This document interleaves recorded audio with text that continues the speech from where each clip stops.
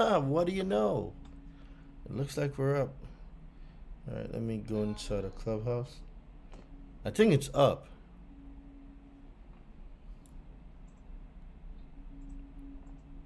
And you know you can, I can, or you can broadcast.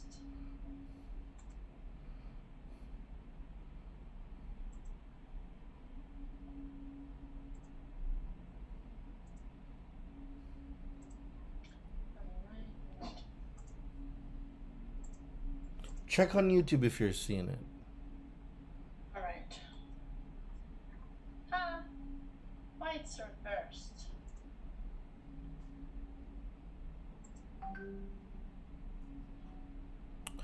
All right, I see 2 people coming in. I think it's up. Hey guys, started a little early because I want to make sure that I test it. But the fact that y'all are here, I guess it's working. All right, good. So it's working. YouTube? Yeah, YouTube is working. Sheesh. Y'all don't know how much of a struggle this was. Y'all don't y'all don't even know. Do you see my background? Yeah. This is nice. This is dope. You can put your background like that. Yeah, I'm trying to start a room. Okay. Schedule.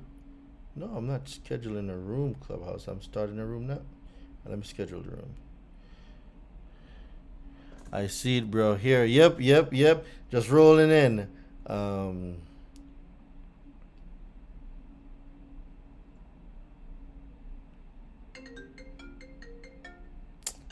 I don't know why people do this all the time, you know. That's why mute or airplane. No, it's Instagram Live. Can't mute it.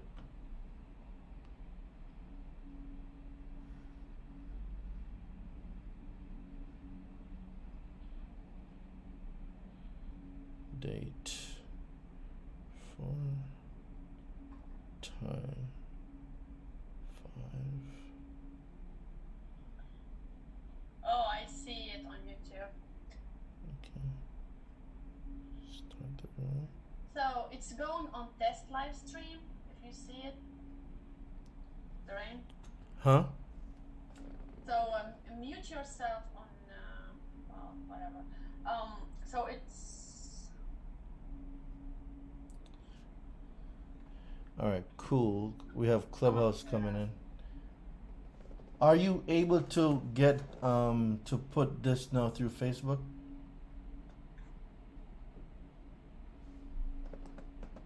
Yes. Alrighty.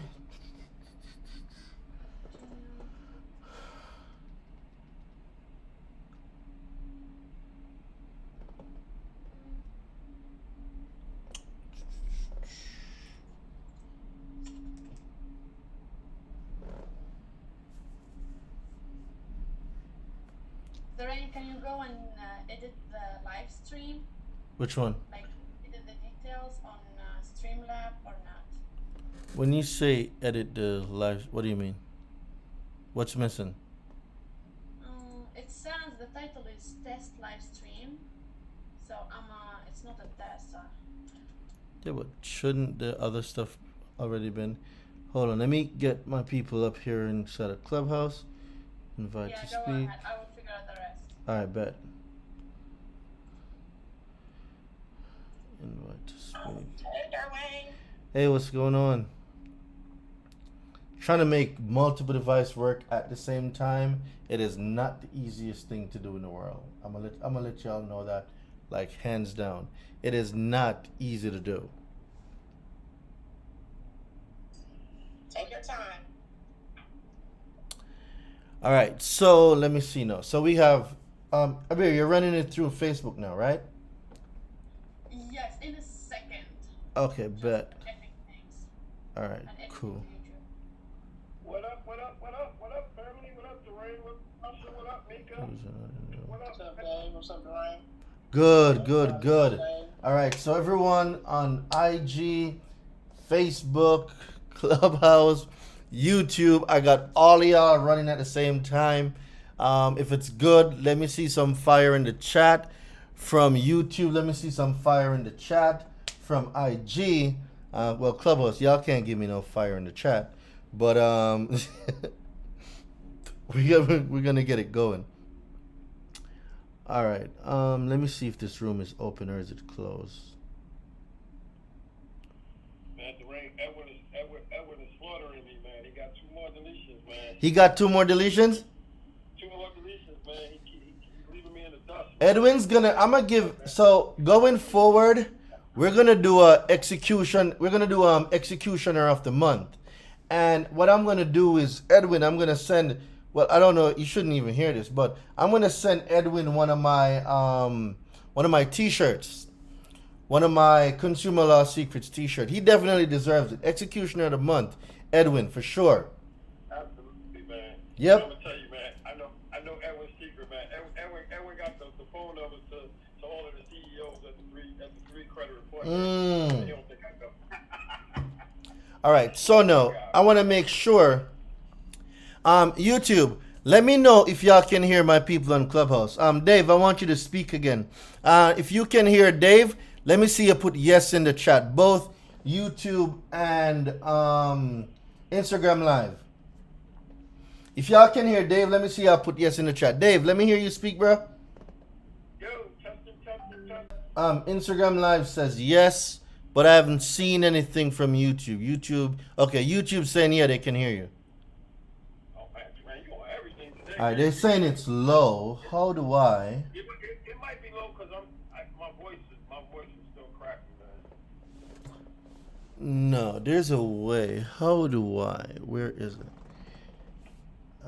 There's an adapter. I have an adapter somewhere that I could use to plug you into the speakers, but then go mess around with it and the shit stop working. All right. Low volume. Yeah, low volume indeed. All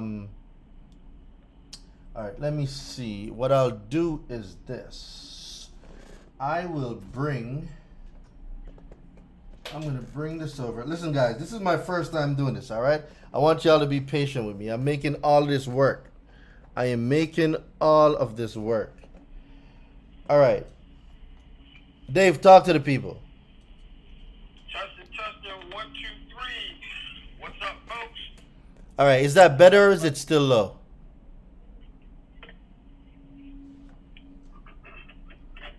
Is that any better? Yep, they're saying it's better. Kind of sound far.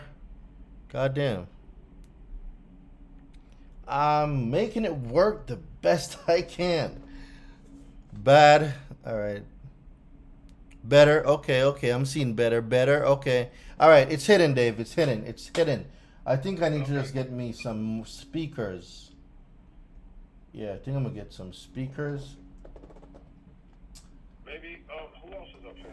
Hold on, let me try something. I have an idea. Maybe Marsha or Mika could speak, because I'm coming in. Because it might be me, because I'm on my cart thing in the car. All right, Marsha, go ahead and tap in. Let me hear what's going on. Let's see if your audio is better. I'm here. Can y'all hear me? All right. How is Marsha? Can y'all hear Marsha?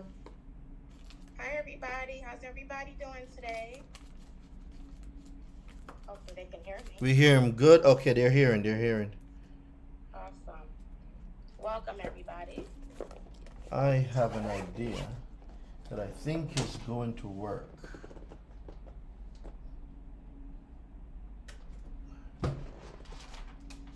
Because if I have an adapter, right, and I plug the adapter up to the speaker,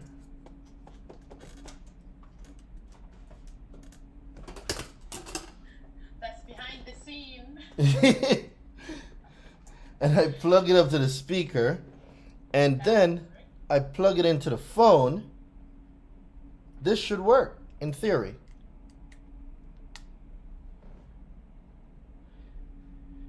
All right, should be coming to the speaker now. All right, Marsha, go ahead and speak for me. Marsha?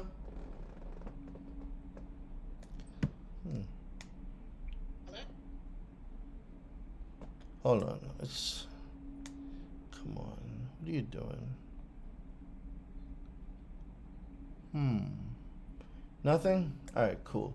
I guess that theory went out the window. Yeah, that theory went out the window. So we're gonna make it work. We're gonna make it work. Yeah, we're gonna make it work. I bet. So a lot of people don't know that they can actually get paid from having bad credit. And I'm gonna tell y'all how we're gonna get that done.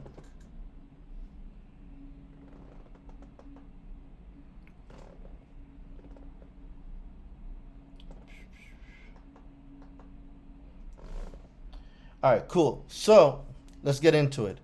Oh, so for all of y'all who, Aber,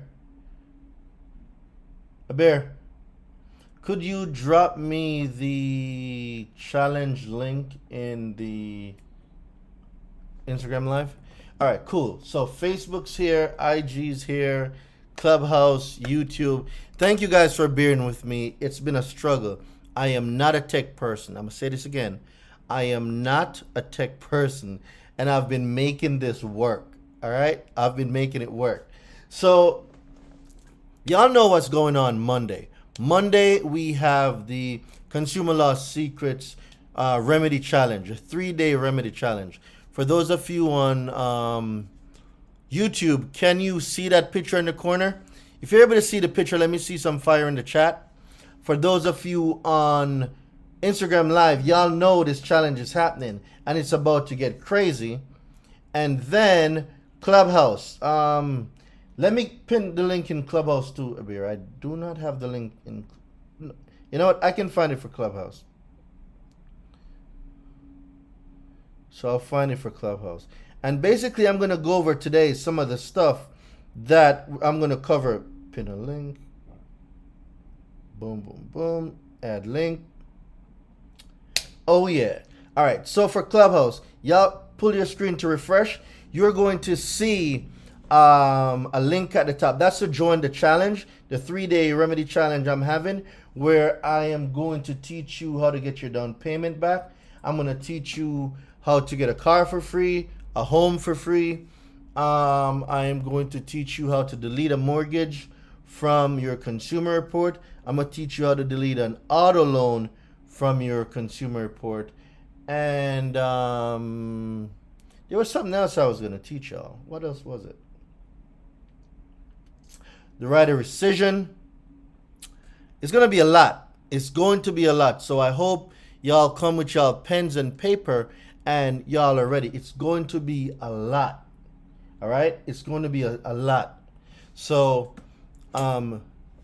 get the link. The link is pinned there. For if you're on YouTube, you can go to my website at www. Where is that? Sign into chat. Okay.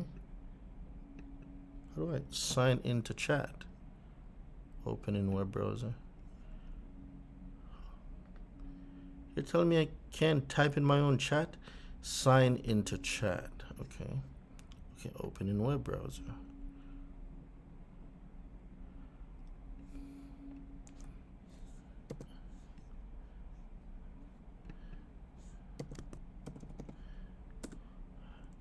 Okay, boom. All right, good. So www.DoreenDelevante.com.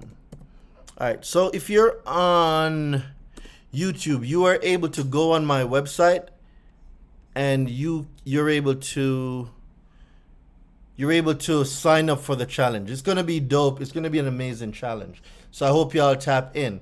And today I want to go over, today I got a call from one of my from a friend of mine, and basically her son went to the dealership and they ran his credit 15 times with 15 different lenders. If that has ever happened to you before, I want you to say me in the chat. Pin comment. If you've ever gone to the dealership and they pulled your credit like 15 to 20 times, let me see y'all put me in the chat. So IG, Facebook, well, I can't see Facebook. Aber, can you get one of the VAs to monitor the Facebook to the chat? So it's live. Yeah, to manage a chat. Okay, good. So having bad credit. I'm trying to get paid from having bad credit. Yeah, we're gonna get that. So there's ways you can do it. So a lot of people on Instagram, that's happened to them. All right. Did you know that? Who knows what gap insurance is? If you're on IG, if you're on YouTube and you know what gap insurance is, let me see y'all put me in the chat. If you're on Clubhouse, well, you can't put me in the chat. If you are on Instagram Live, let me see y'all put me in the chat if you know what gap insurance is. I'm going to go out on a limb and say y'all in here in Clubhouse knows what gap insurance is. I do. Okay.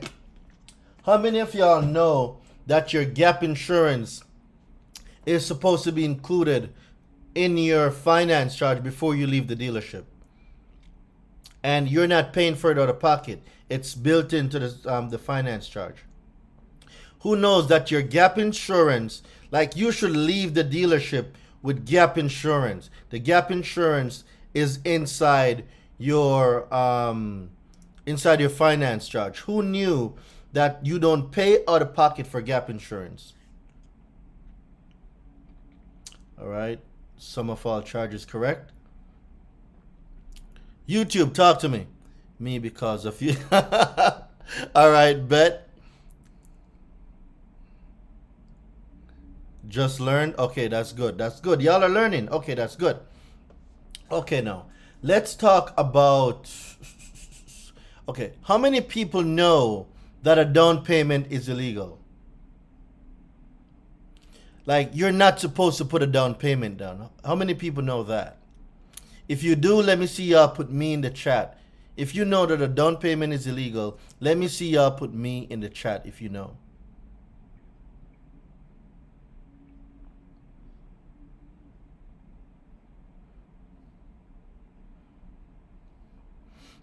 I know now. Okay, cool.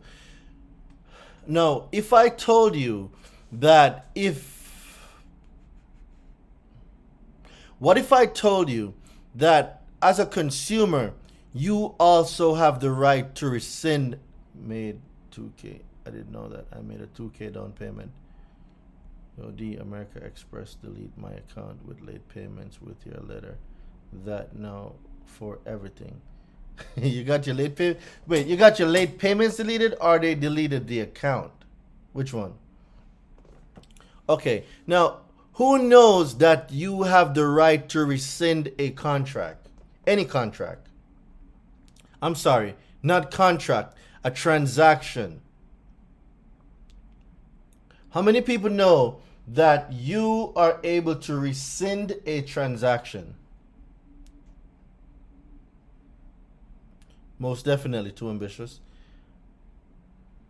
Cash in consumer credit transaction is illegal. That is correct, Sane. Come on, I need to know. Does anyone know that you can rescind a transaction? Who knows that that you can rescind a transaction? Man, I wish Clubhouse had a chat that we could turn up in the chat with, but it's all good. Elise, I can't speak on Elise. I'm not sure. I'm not sure about Elise. I have not studied it under Elise. I've only studied it on a consumer credit transaction, which is what you do when you finance 15 USC 1635. That is correct. Not me. I need to learn. Okay.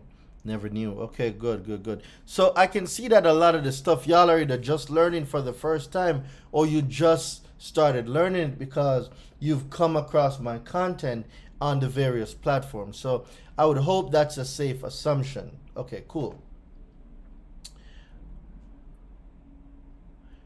Who comprehends what the right of rescission is?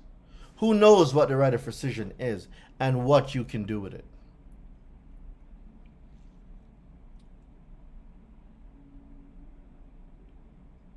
Never knew. Bobby Richardson. Never knew. So I can rescind my credit, even if it's in collections.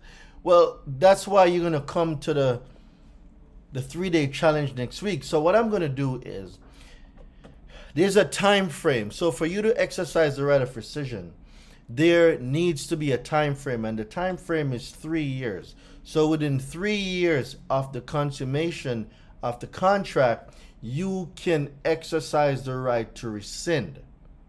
Now, if you fall out of that 3-year period to rescind the transaction, I want somebody to tell me there's another way to do it. If you know the other way to get back inside the right of rescission, let me see y'all put it in the chat. So I'm looking right now at YouTube. I'm looking at IG Live. Let's say you're outside the 3-year window to rescind. How do you get back into the right of rescission? How do you do it? There's a way to get back in there. Nope, nobody know. I need to know. Refine. Aaron Stenson. Correct. Aaron Stenson, correct. You refinance. See, when you refinance, you reset a loan. But not only do you reset a loan, it's a new transaction. So what you're learning now, if you're outside the statute of limitation for the 3 years to exercise the right of rescission, just refinance. Once you refinance, you're able to get back in that 3-year window to exercise the right of rescission. Congratulations, Aaron. You're paying attention. LOL, I watch all the videos. You've mentioned this already. Sharp guy. Yes, I did. Sharp guy. All right, bet. All right. Naturally fraud. Refinance. There's nothing fraud about a refinance. I meant if they committed a fraud transaction. Well, now we have to go into what is fraud. When you say fraud, what do you mean when you say fraud? Like, fraud is a word that gets thrown around a lot, but you got to be able to prove it. And let's not use the word fraud. Let's use the word disclosures. You see, under truth in lending, you're supposed to get a certain amount of disclosures. 9 times out, if you, okay, let me pull some stuff up, and I'm going to start, and we're going to get into it. Let me pull some stuff up here, and we're going to get into it.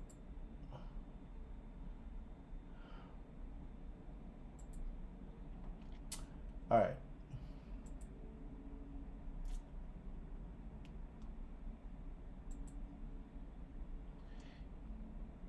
If you've ever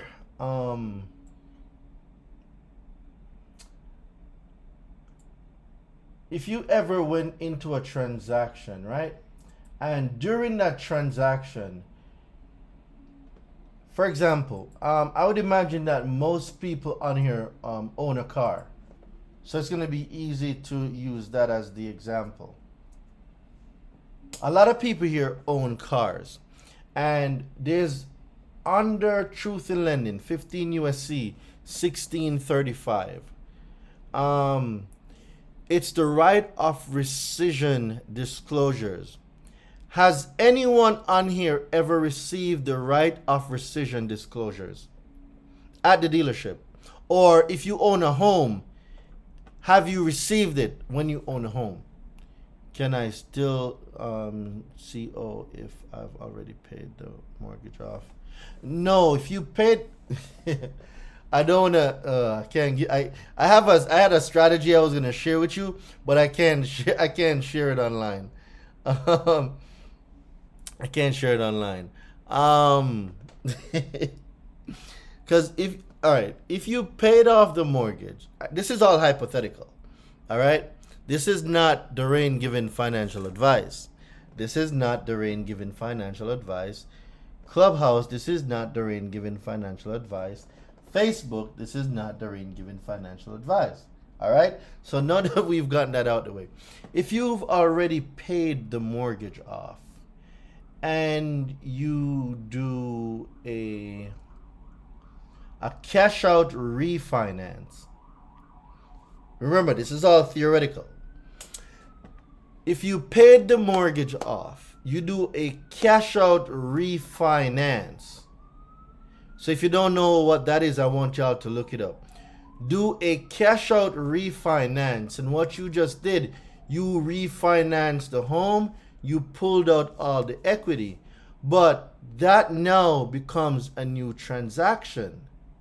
Remember, this is all hypothetical. If you were to exercise your right of rescission, maybe a month, a few months after, a year after the transaction, well, you would still be in the limitations under 15 USC 1635 AF. You would still be in that time period to exercise your right to rescind. So if you already paid the home off, but you decided that you needed to do a cash out refinance because you now have to fix the Porsche, fix the yard, put a new bathroom in a new kitchen, whatever, and you did another transaction, well, by law, you can use the right of rescission.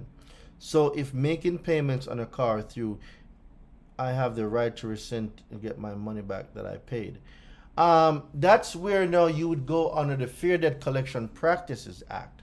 Because under the Fair Debt Collection Practices Act, if you make multiple payments, you have the ability as a consumer to direct where such payment go.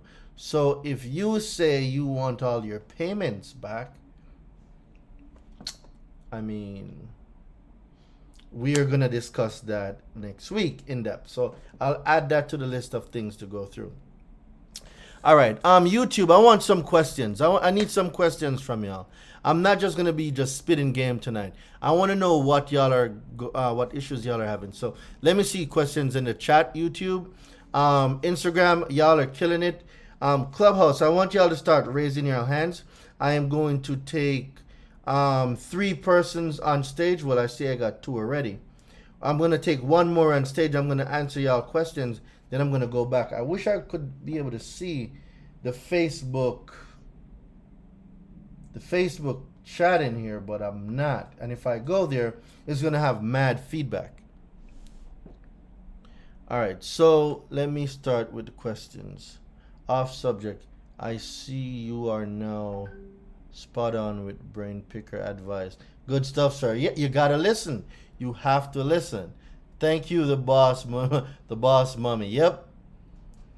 I just entered into an auto contract. There was no right to rescind disclosures and pay the down payment. They took down payment by check before I ever saw a contract. Wow. Okay.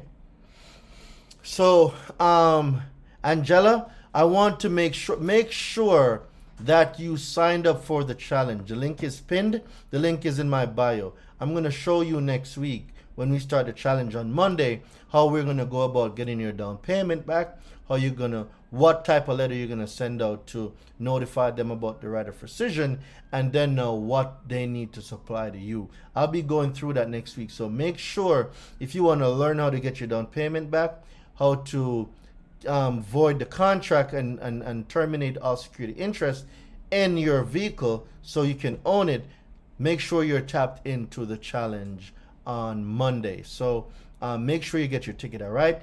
That I'm going to go in depth in VIP, so make sure that y'all get the VIP. Tiffany Sanders with his, hold on. So I think I'm getting questions from Facebook. Hold on. Tiffany Sanders, I paid off my mortgage because I sold my property.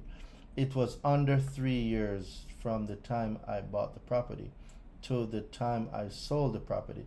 Can I rescind after I've paid off the mortgage? You would have to do a refinance, Tiffany, but if you already sold it, there you can't go back for it. Tiffany Sanders, will this mastermind include letters to remove? No, so there's no letters in the challenge. There's no letters. What I'll be giving away is an Oculus. I'm giving away a brand new Oculus. I'm gonna say this again. I'm giving away a brand new Oculus. I'm giving away a Series 7 Apple Watch, and I'm giving away the Consumer Law Secret Study flashcards. I'll be giving away 3 things on the challenge. So y'all better prepare and make sure that y'all are good, because it's going to be some great stuff being given away. All right. Let me see what's popping.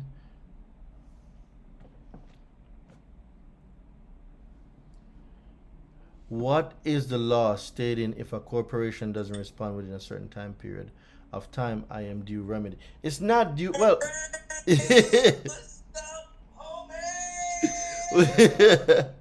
shout out to my guy Nicholas Mentor. He's crazy. He just came on the live. What's up, brother? I'm here, bro. Finally got all 4 platforms going: YouTube, Facebook, Instagram, and Clubhouse. Finally got all 4. Man, I'm finally back home, man. Kicking it in the condo. Life is good. It's been a struggle. It's been. What, you're in Atlanta, right? Yeah, I'm in Atlanta. I need to get me a condo in Atlanta, but I need it under a corporate lease because it's going to be business when I'm traveling back and forth. Yes. Does your condo facility does corporate leases? I think they do, but I wouldn't do it here. Mm-hmm. Number, because of the strict rules with Airbnb that they have. Gotcha. And number 2, the climate of where I live at right now has changed. Sometimes luxury doesn't become that much luxury after a certain amount of time based on the culture that has moved here. So I'm actually getting a new spot. Okay, got you. I'm getting a new spot. So yeah, bro, I'll help you find a spot. I'm good.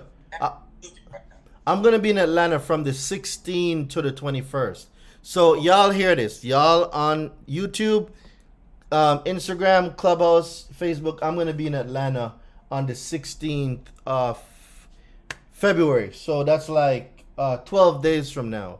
I'll be in Atlanta. All right, I'm going to take some question on YouTube. YouTube, there's a lot going on over here. So I'm going to take some questions.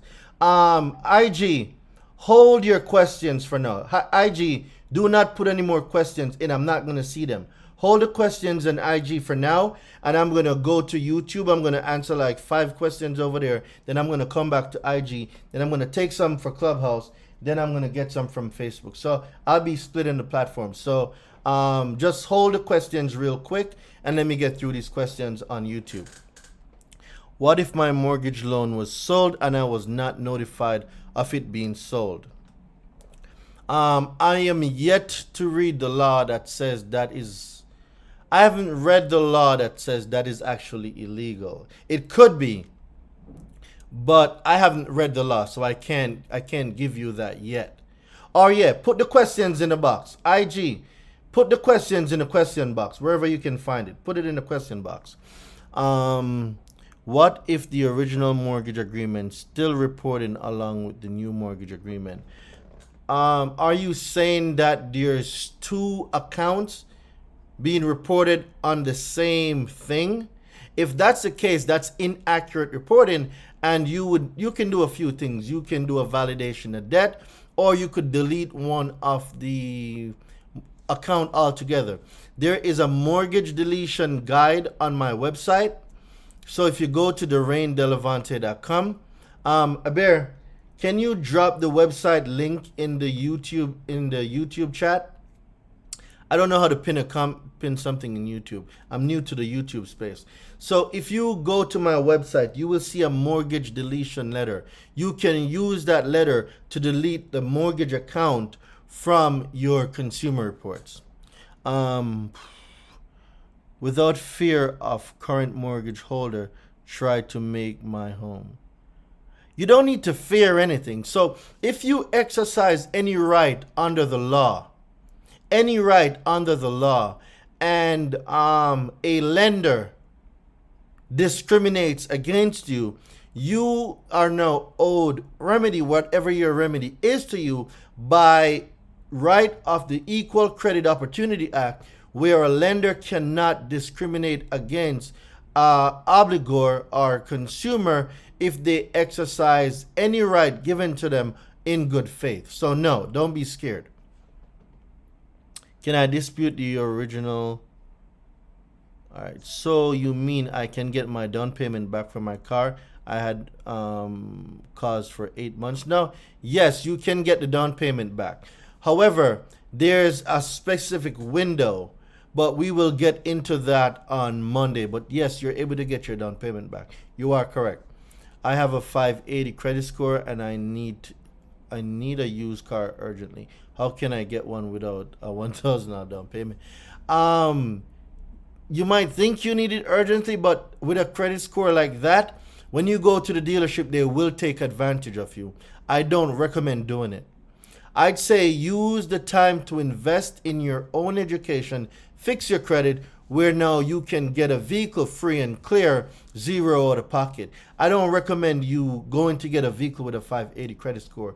They will take advantage of you, and that is facts. Because when I had a 580, I had to put a $3,000 deposit down. It was a used 2007 Nissan Altima with 75,000 miles on there, and I was paying almost 19% in interest rate. My payments and insurance for the month for that car was close to $800. You do not want to do that. Don't do it. Don't do it. Beloved, don't do it. If you got a 580, invest the money. Invest that $1,000 into fixing your credit. Don't do it. All right. Okay, good. It's pinned. Perfect. All right. My wife received a letter from a collection agency for a lawsuit today. She told them she would pay them $50, but never paid anything. What do I do? So when it comes to court, because if it's going there, so let me ask you a question. Is this the first letter your wife has gotten? Because the first correspondence from a debt collector cannot be for legal action. It's against the law. It cannot be legal action. So if that was the first correspondence, I'll say that you need to get together with my boy, Brian L. Ponder. Brian L. Ponder. Look him up. He's a consumer lawyer. Get a consultation going. I also got sued by Discover. Had a judgment. They tried to collect anything. Is there yet anything I can do? When it comes to judgment and summons and court, I gotta recommend y'all to my guy, Brian Ponder. I am not a lawyer. I'm not gonna give legal advice. So I say, get a consultation from a consumer lawyer. Google Brian L. Ponder. Brian L. Ponder, and it will bring you to his website where you can schedule a consultation. All right, so YouTube, I just did 5 questions. I'm gonna go over to Instagram live right now, and I'm gonna get some questions answered. So I see I got some in the queue, so let me get to it. Need talk to, I'm back in Connecticut. All right, not sure what that means. What if I never got any disclosures after I got my car and it's past 3 years? Do I still refinance or can I rescind? Once you're outside, so the case laws that I'm reading, once you're outside the 3-year period, you cannot exercise your right to rescind. You have to refinance to make a new transaction. My auto loan has 3 totally different balances on all bureaus. There's no such thing as a bureau. Consumer reporting agencies. What should I do? It's up to you. If you want to delete the account, you're not disputing with any of the consumer reporting agencies. So let's say if it's Capital One that has the auto loan, you're sending the auto deletion letter to Capital One. Capital One had the power to put it on there. Capital One has the power to take it off. What if I can't afford the class on Monday? Being it's not payday, will there be another opportunity to get this information? I will be doing more challenges, but that's going to be next month. It's not going to be this month. Just closed a card account based off fraud activity. They closed the account as paid as agreed. Okay, well, if the account is paid and it's not negatively affecting you, then I mean it's good. But once it's fraud, you will need my identity theft letter. So on my website, I have an identity theft letter. Now that letter, you're gonna send that letter directly to the Consumer Reporting Agency. If you are a victim of identity theft, whether you're on Facebook, Clubhouse, Instagram, YouTube, if you are a victim of identity theft, there's an identity theft letter on my website that y'all need to send in to any consumer reporting agency that is reporting the identity theft. Now, if the account that arose from identity theft is charged off, IRS says an account that an account that arose from fraud cannot be charged off. I'm gonna say this again. You can Google the IRS publication. An account that is as a result of fraud cannot be charged off. Class after next week I need to attend. That's gonna be next month. So y'all definitely don't want to miss the class that's happening on Monday. Remember, VIP is only $297. General admission is $97. Y'all can need to get in that class. Can you explain what a finance charge is and how to get a car with a finance charge? It's not the finance charge you're getting a car with. Or if that's a way to get it, I am not savvy on that way. I know you can get it through the right of rescission.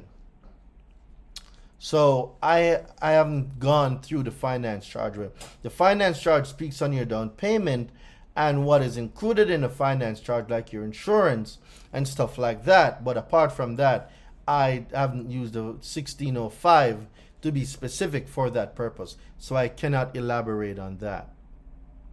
What is the law stating if a corporation doesn't respond within a certain time period? I am due remedy. So it's not really that you're due remedy, but well, it depends what remedy means to you.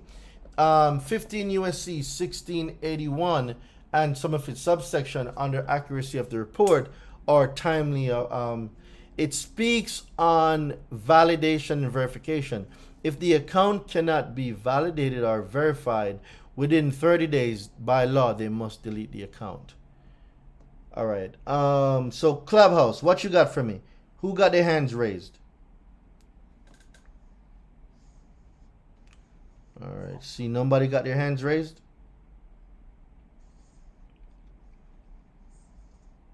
We have a couple of participants on stage.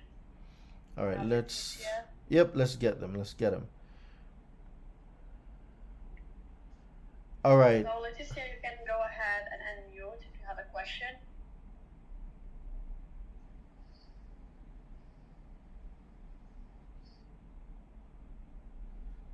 I think she's on the phone. Yeah, she's still on the phone.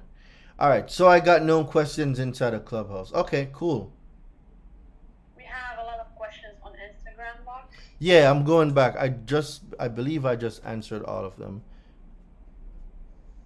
And by the way, you're doing great, Doreen. Huh? You're doing great. Oh, thank you. Thank you very much. All right. Hold on. Let me delete the old chat so I can get the new ones. Boom. Delete that. Bear, are you here in New York now? Yes, I'm in New York. So you're enjoying this beautiful weather that we're having? Oh my God, I live here, so I haven't left my house for almost a week now, I guess, because it was raining. Oh my God. Abir, could you check if Facebook have any questions for me? Yes, sir. All right, boom. So let me, something look, hold on guys. I got a spicy question over here. My son made a down payment of $20,000 over 6 months ago. He could not afford insurance. As such, he could not purchase the truck. They refused to give him his $20,000 back. Bank also refused to refund. Really? Well, unless the banks know something I don't, and I know federal law, let's see what they that is a very great question. So now I want y'all to follow me, all right? So I'm going to 15 USC 1635. That is a great question. All right, so I'm going to briefly go over 1635A. And this is the right of rescission. And I'm going to let y'all know that what some of these banks and auto dealerships are telling y'all, it is just wrong. Oh, there's no cooling off period. I wasn't asking for that, bruv. I never asked you for a cooling off period. So let's get it. So except as otherwise provided in this section, in the case, I want y'all to listen to me. Make sure that y'all are following me, all right? My guy in the Ferrari. Sheesh. Yo, all my guys be stunting, bro. Like, god damn, Rodney. And it's my favorite color, too.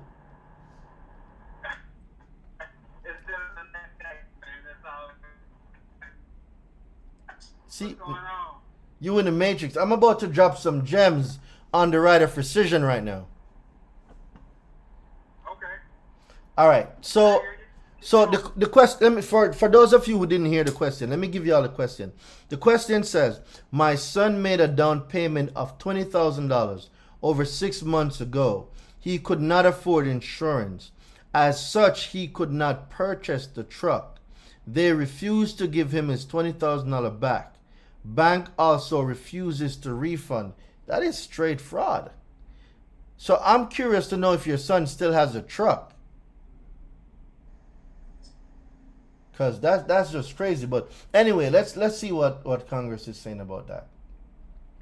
Except as otherwise provided in this section, in the case of any, listen to this, any consumer credit transaction, including opening or increasing the credit limit for an open-end credit plan in which a secured interest, including any such interest arising by operation of law, is or will be retained or acquired in any property which is used as the principal dwelling of the person to whom the credit is extended. The obligor, meaning the consumer, shall have the right, listen again, the obligor shall have the right to rescind the transaction until midnight of the third business day following the consummation of the transaction. Okay, that's one part. Or the delivery, so the consumer or the obligor shall have the right to rescind when they get the delivery of the information and rescission forms required under this section, together with a statement containing the material disclosures required under this subchapter, whichever is later. I am going to be breaking this down Monday. I'm not breaking it down now. But y'all just missed a whole bar. If the 3 days passed by requesting certain information, if you're within the 3 years and the 3-day rule passes, you are able to use what I just read to reset the right of rescission, because it just says whichever is later, 3 days or whichever is later, based on what you're asking for. Like, if y'all don't pay attention to these laws, there's so many bars in here. And I'm not talking the bar exam. I'm talking bars that people just read through. A lot of people will just read, like I've seen, I'm guilty of this. I've read through this law so many times, and it's within the past 3 weeks, rereading this, I have gone to a whole new enlightenment just reading this. So there's a way for you to reset that 3-day rule. You can reset it, but it needs to be within 3 years. And the way you do this is by notifying the creditor in accordance with the regulations of the Bureau. So when someone says, well, Dwayne, I don't know how to exercise my right of rescission, and I'm like, bro, Congress tells you right here I saw Top Dog somewhere. Shout out to my guy Top Dog.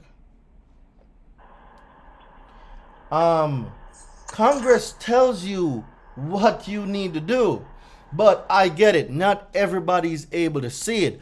YouTube, I'm going to come back over to you in just a second. I'm just going to finish this part. Then I'm going to go back to you. Then I'm going to go back to Instagram. I'm going to go back to Clubhouse. Then I'm going to go back to Facebook. I'm just going to finish this section here. All you got to do is notify the creditor. That's it. Notify the creditor in accordance with the regulations of the Bureau of your intention to do so. The credit, listen to me now. Listen to this part. Where's Smart Credit? If my guy Smart Credit is here, I don't see him anywhere. Where is Smart Credit? All right, I still don't see you. Hey, Dwayne. Who's that? This Dave. Oh, what's going on, Dave? Yeah.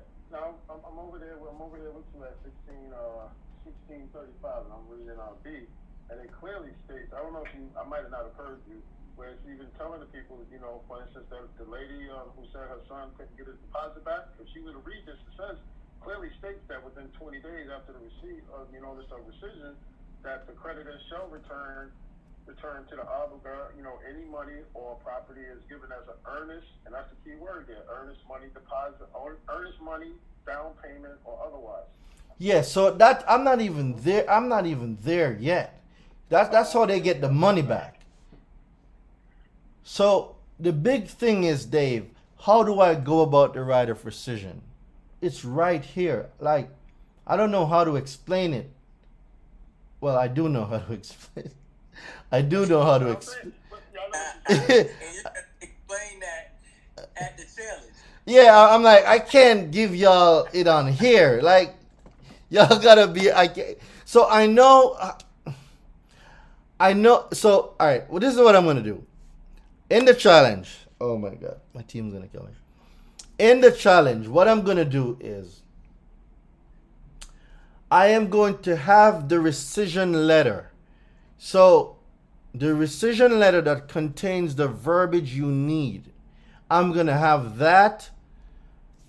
I might give it away for free. I don't know yet. I don't know. But I'm 90% might give it away for free. Do not tell Nish or Abir that I'm about to do this.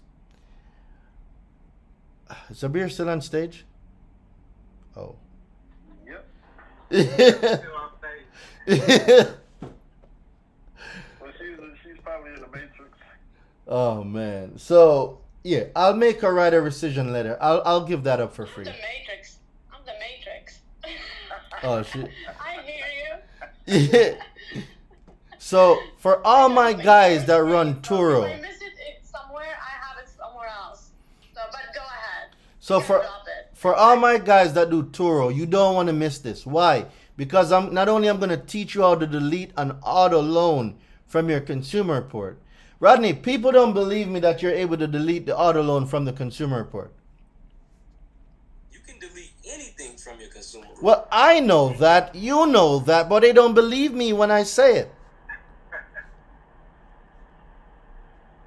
Look, it's an active, good standing auto loan that's hard to delete. You can delete anything. But they don't believe me when I say it, Nick. And I've been saying it. All right. I'm going to give y'all another. Oh, you know what? Before I go off on this tangent, I tend to get distracted a lot. Let me finish this right of rescission, then I'm going to go into that. Okay. All right.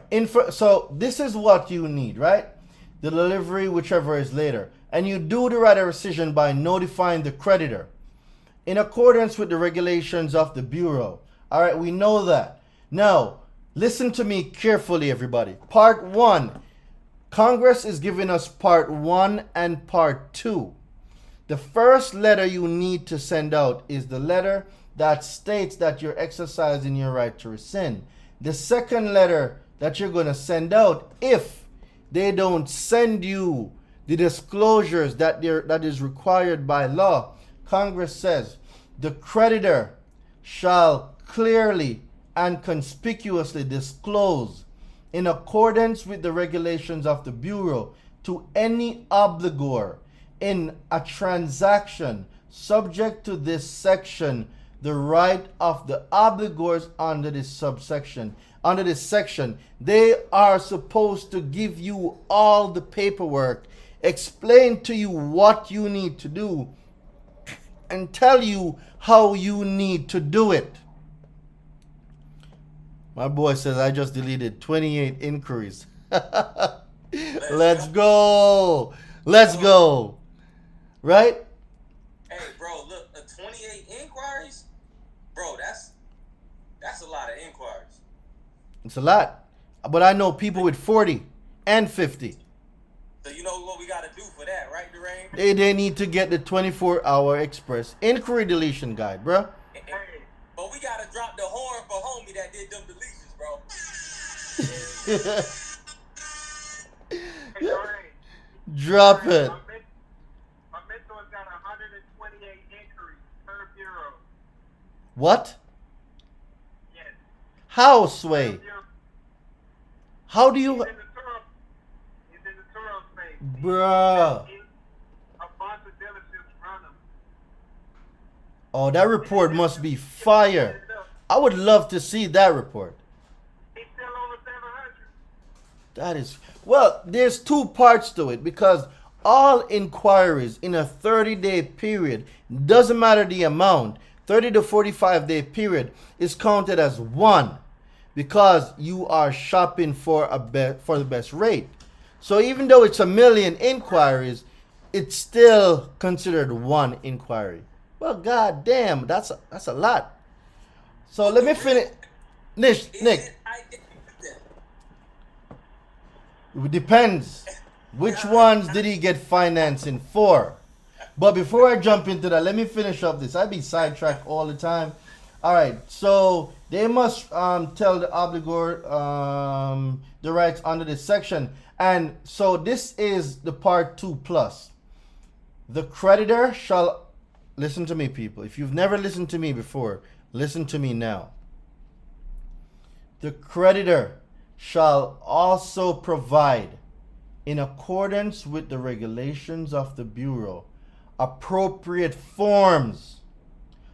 They're not saying that the creditor may provide this.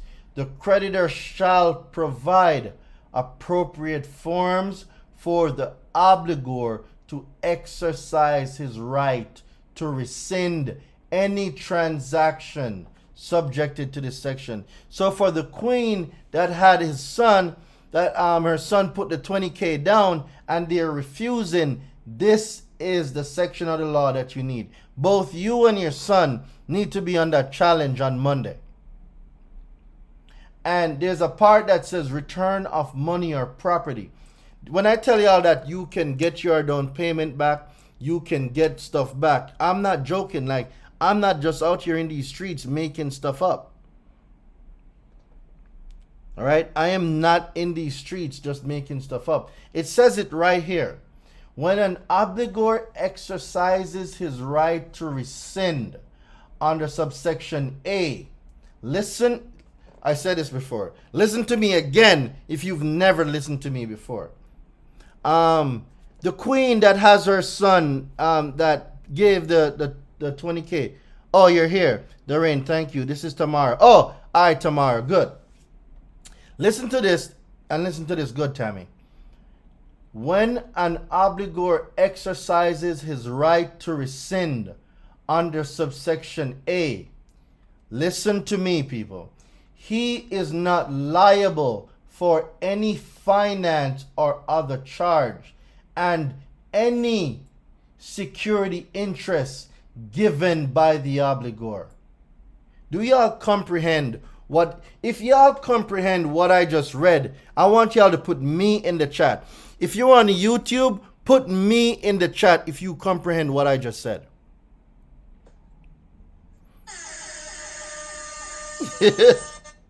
I want to see me. Let me see me in the chat if y'all just comprehend what I just said. If y'all comprehend, drop me in the chat right now. Let me see me in the chat right now if y'all comprehend what I just said. Come on, YouTube, I'm not seeing nothing. Who comprehend what I just said? YouTube, this chat looking a little slow right now. What's going on, YouTube? Instagram comprehend. Instagram comprehends. But I don't know, man. YouTube is not comprehending. How do I sign into chat? Let me see. Open in web browser. Okay. All right, now I'm seeing the chat moving. All right, if you comprehend YouTube, let me see y'all put me in the chat. Like, Instagram's on fire. If this is going to be an Instagram versus YouTube, right now Instagram is leading. So YouTube, right now, Instagram is leading. Facebook, I wish I could say more, but I can't see the chat because if I pull it up, there's going to be mad feedback, and I apologize. I do apologize. Clubhouse, y'all are silent. Oh, Credit King Steve's here. Shout out to my guy. All right. Bro is on YouTube, Clubhouse, Facebook at the same time. Credit plug join. Oh, come on. It's about to get turned up. Credit plugs here too? At the same time. Hey, we gotta step our game up, Nick. I could have sworn I saw a credit plug somewhere. Oh. Hey, Nick, while he doing that, where your car was fired. Oh, I appreciate it. Yep, give me a minute, credit plug. I'm gonna do some introductions in a second. All right. We got like 5 streaming platforms right now. All right, cool. Omnipresence. Omnipresence is real. Why y'all doing me like that? All right, let's go. All right, boom. All right, I see a lot of me in the chat. All right, so y'all are getting the message. All right, let's get it one more time. I'm going to break this down, but the explanation and the case law and the procedure, I'm giving that next week. Then we're going to jump into some civil liability. Listen to me now. When an obligor exercises his right to rescind under subsection A, he is not liable. Man, everybody's jumping in. Shout out to Boss Lady. Where is she? Boss Lady. I know I just saw you. Where are you? I see a boss mommy.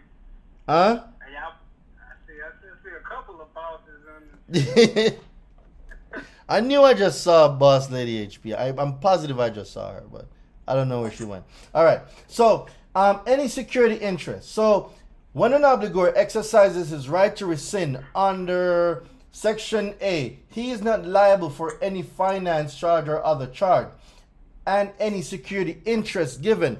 Y'all know that when y'all go to a dealership, y'all know that when you sign that paperwork, you give them a security interest. A security interest cannot be taken, it must be given. You got to sign that I am giving you a security interest in this. Right? So, the security interest given by the obligor, including any such interest arising by operation of law. Listen to me. Any security interest becomes void upon such a rescission. Let me see y'all put void in the chat. If you want to void these security interests, let me see y'all put void in the chat. YouTube, I'm talking to you. Let me see y'all put void in the chat.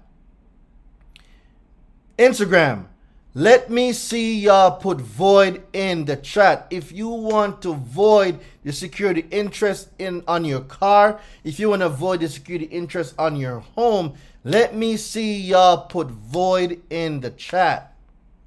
Clubhouse, unmute. Let me hear all of y'all say void. Let's void these transactions. Let's go. Let me hear y'all say void.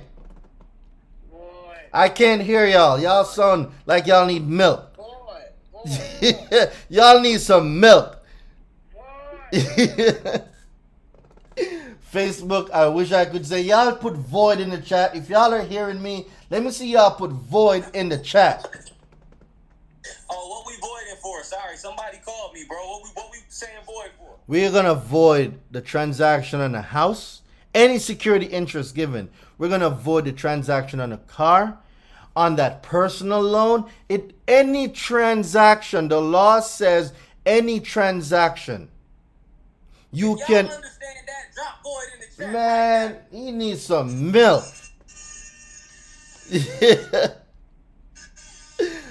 Cause I'm an island boy. I'm an island boy. Oh, yo, YouTube is turning up, bro. YouTube, I don't Instagram. YouTube is turning up. I might get on the YouTube on the computer, man. What's up? I'm telling you, bro. YouTube is getting turned up right now. So let's talk about how do we void it. How do we void a home loan? How do we void that auto loan? How do we void the transaction? How do we do that? Y'all ready for this sauce? All yeses. Top dog, let's go, bro. Yes. Let's talk about voiding this damn contract. Damn, no, I need a drink. Do I have it? Look, before we do that, I need this Instagram live to be over 100 people. Yeah, y'all need to share this. Thank you. Right now. Let's ahead go. and get that airplane, tap 5 people in and write done. Let's Then go. to the bottom right now, hit the airplane, invite 5 people, and when you get done, write done. So we know that we can give you this information on how you can void all the I got some people leaving Clubhouse to come party over here on Instagram. They're like, Clubhouse is boring. They're coming over to Instagram to party. Yeah, man. I'm jumping over. Let's go. Let's get it. All right, listen right now. Listen to this. Yo, y'all get your pens, your paper, and your drink. Listen to me right now. This is how we void a transaction. Listen to me. When an obligor exercises his right to rescind under subsection A, he is not liable for any finance or other charge, and any security interest given by the obligor, including any such interest arising by operation of law, becomes void. A security interest is an operation by law of mutual agreement that becomes void upon such a rescission. When you exercise your right to rescind, you void any security interest within that transaction. So that Navy Fed or that Capital One that had that security interest on your home, or that had that security interest on your Lambo or your Mercedes G-Wagon or your Tesla or your, oh, don't let me get started. That security interest gets voided. Let me see y'all put run to play. YouTube, let me see y'all put run the play. Instagram, let me see y'all put run the play. Clubhouse, let me hear you say run the play. Let's run this play. Run the play. If the law is telling you you are able to do this in good faith, you are able to do this. Tell me why our people are still suffering, bro. Because they're unwilling to invest in a mentorship to learn this type of stuff. Bro, ain't nothing here I am making up. For everybody on any of these platforms, you can go look the laws up yourself. Daraine, say it louder for the people in the back. Run the play. Everything that I am saying to you right now is stuff you can look up right now. There is no secret here. You just need the comprehension of the law and how to do it.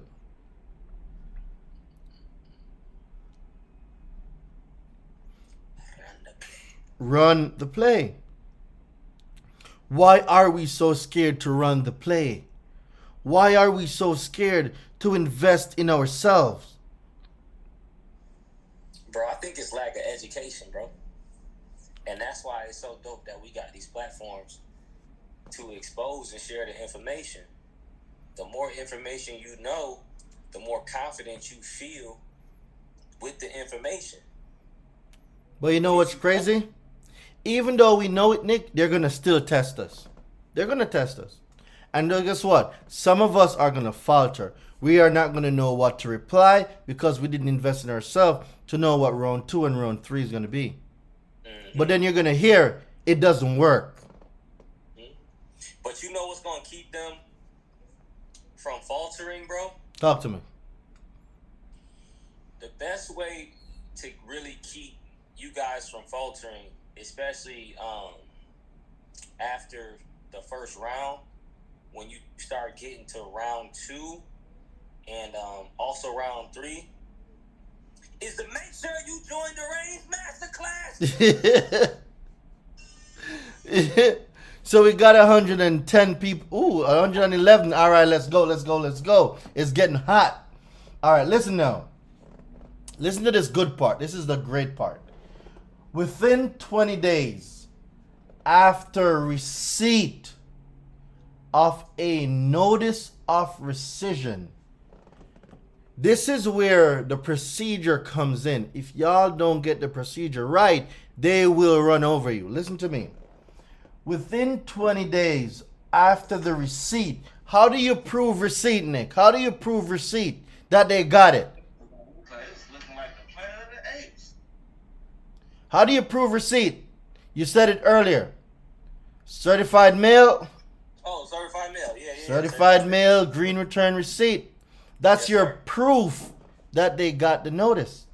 It's stamped by the government. So now, within 20 days after receipt of a notice of rescission, listen now.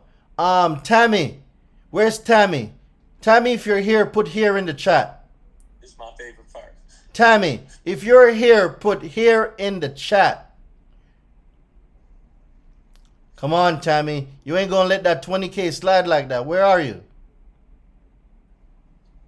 She don't want that. Nah. Tammy showed up. What you mean? Tammy showed up. Listen.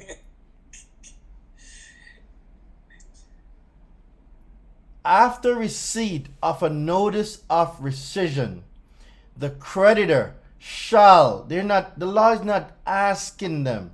The creditor shall return to the obligor any money or property given as earnest money down payment.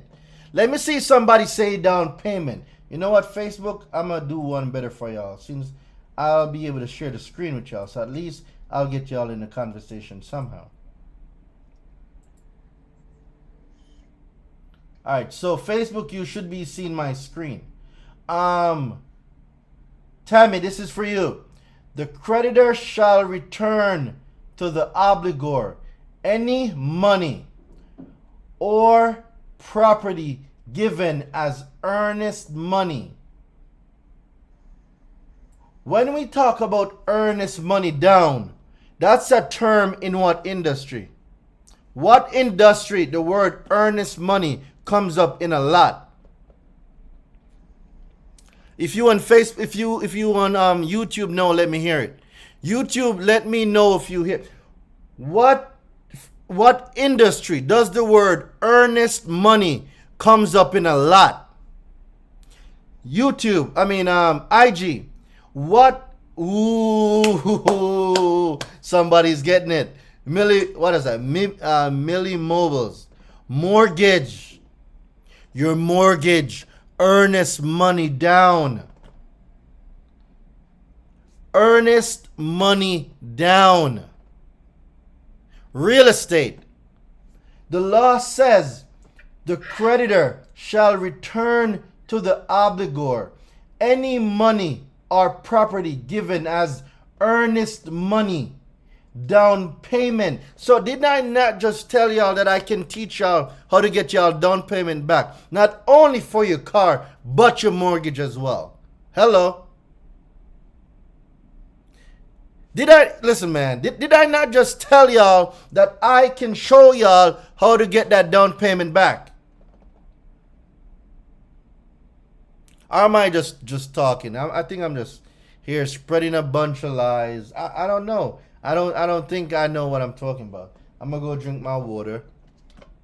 Cause I just did not just show y'all how not only to get your earnest money back from that mortgage by exercising your right to rescind the transaction, but also how to get your down payment back on your car.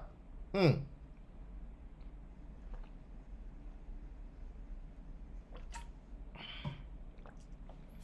am I just making this up? And keep the car. I haven't even gone into how you're going to keep the car yet. Shit. All right. Let's further explore these cryptic words by Congress. Down payment or otherwise, and shall take any action necessary. Any action. Where am I? Take any action necessary or appropriate to reflect. Okay. Man, I shouldn't be giving y'all all the sauce right now. I just feel like I shouldn't be giving y'all all the sauce right now. All right, bet. Bro, if you gonna drop it like it's hot. Just drop it, right? Shit.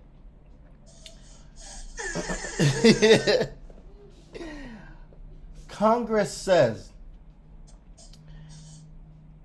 and shall take any action necessary. Listen to words now. Or appropriate to reflect the termination of any security interest created under the transaction. You can and you have the ability to demand a termination of security interest letter. You can demand it. I bet y'all didn't think of that. You can demand it and get your damn title free and clear. Listen. Where is it? The creditor shall return to the obligor any money or property given as earnest money, down payment, or otherwise, and shall take necessary action. What does this mean? And shall take necessary action or appropriate to reflect the termination. Well, how are you going to reflect the termination? You get it to me in writing. I want the termination of all security interest that is null and void upon me exercising my right to rescind. I want that in writing, that you, Mr. Creditor, have no security interest in this property because the law says so. I'm not here making shit up. The law is the law. And any security interest created under this transaction of the creditor, if the creditor has delivered any property to the obligor may retain possession of it. So if you, Nicholas, exercise your right to rescind on that brand new Lambo truck you've been looking at, that fire yellow and red, right? All red leather like Rodney got on that Ferrari jacket right now. All red leather, all interior.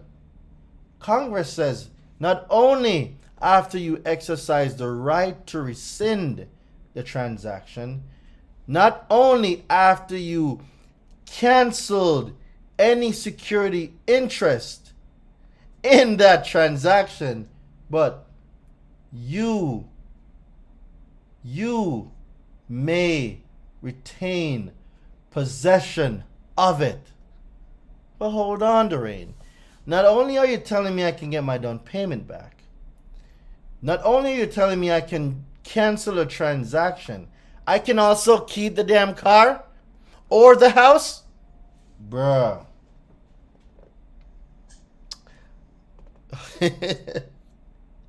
Yo, if y'all are not tapped into this 3-day consumer law secrets challenge right now, I don't know why you're on this live right now. I'm telling y'all. If YouTube, talk to me. If you are getting value from what I'm saying, let me see y'all put value in the chat, YouTube. Let me see y'all put value in the chat, IG. Let me see y'all put value in the chat if you are getting some value from what I'm saying. Clubhouse, unmute. If y'all are getting value, let me hear y'all say value. Because we can't type. So I want to hear y'all. If y'all are getting value, let me hear y'all say value. Value.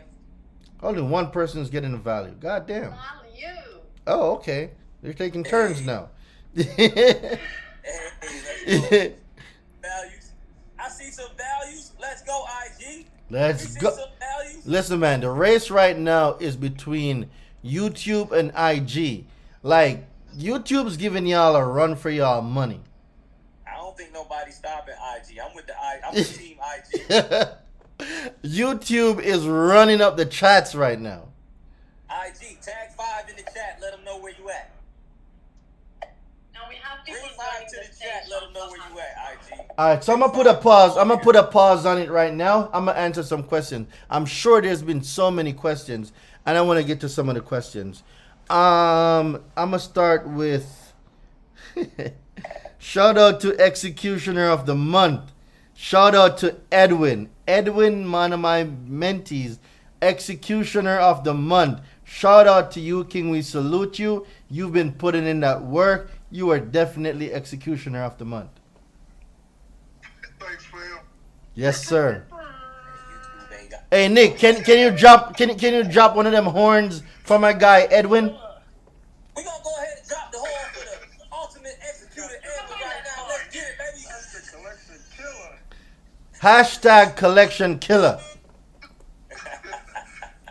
Yes, sir. Let's go. Where can I find 24-hour inquiry deletion. the link is in my bio. If you want the 24-hour inquiry deletion guide, you go to my website. If you're on YouTube, you go to my website and you will see all products. If you go to all products, you will see the 24-hour inquiry deletion guide. Abir, can you drop the 24-hour inquiry deletion guide inside of YouTube? For Instagram, all you got to do is go to my bio. Abir, you can also drop the link here as well. And Clubhouse, just go to my website. Once you go to my website, you will be able to. All right, boom. So the quick links now. If you're on Clubhouse and you want the 24-hour inquiry deletion guide, click the quick links.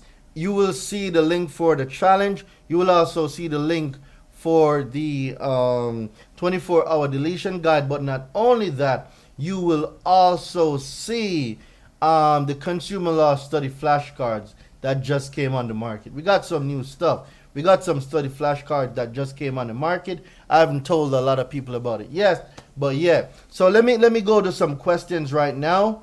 1, 2, 3, 4. So I got 4 people on stage right now. So YouTube, bear with me. Instagram, bear with me. I'm about to answer these questions. Then I'm going to take y'all questions on the individual platform. Bear, if you're seeing any questions on Facebook, definitely throw it over here. All right. So, Lolita, talk to me, Queen. What's going on?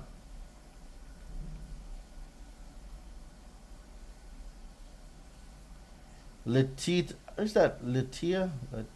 Letitia, Jesus. Forgive me, please. Please forgive me. Letia. Okay, Latia. Latia going once. Latia going twice. Sold. Let me pull my screen to refresh so I have the right order. All right. Tyrane. Yes, sir. You can just call me Ty. It's all good. Ty, my guy. Talk to me, Ty. What's going on? Man, not much. I appreciate you for having me on stage. First and foremost, forgive me. I'm in the car. Hopefully, I don't go in and out. But my question refers to the right rescission, and just following the steps to get the remedy for whether, well, it's pertaining to the car note or just the down payment. So, could we follow these steps? For instance, if I was to go to a car dealership right now and say I wanted to get the, 2022 Porsche Cayenne, do I have to put a down payment in order to, get the car paid in full? Basically what I'm asking is, can we skip the part of down payment to get the car, free and clear? Why would you want to skip it? Remember, you don't go to the table showing your hand. I want everybody to comprehend. It's not you go in there and then boom, you work magic and you walk out with a free car, not having to do anything. It's a process. There's certain things that must happen. Like you didn't get your disclosures. They didn't tell you about your other rescission. You get what I'm saying? Certain things need to happen because this is how we're going to prove willful non-compliance, and they what's the word I'm looking for? They willfully withheld information from you. You did not get your disclosures. Don't run up in the dealership telling them everything. Just go through the process. Gotcha. You're not getting them on the front end. You're getting them on the back end. At least drive off the damn Porsche first. Gotcha. Makes sense. All right, cool.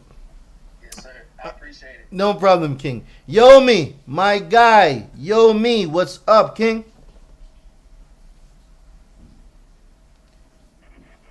I'm just listening, man.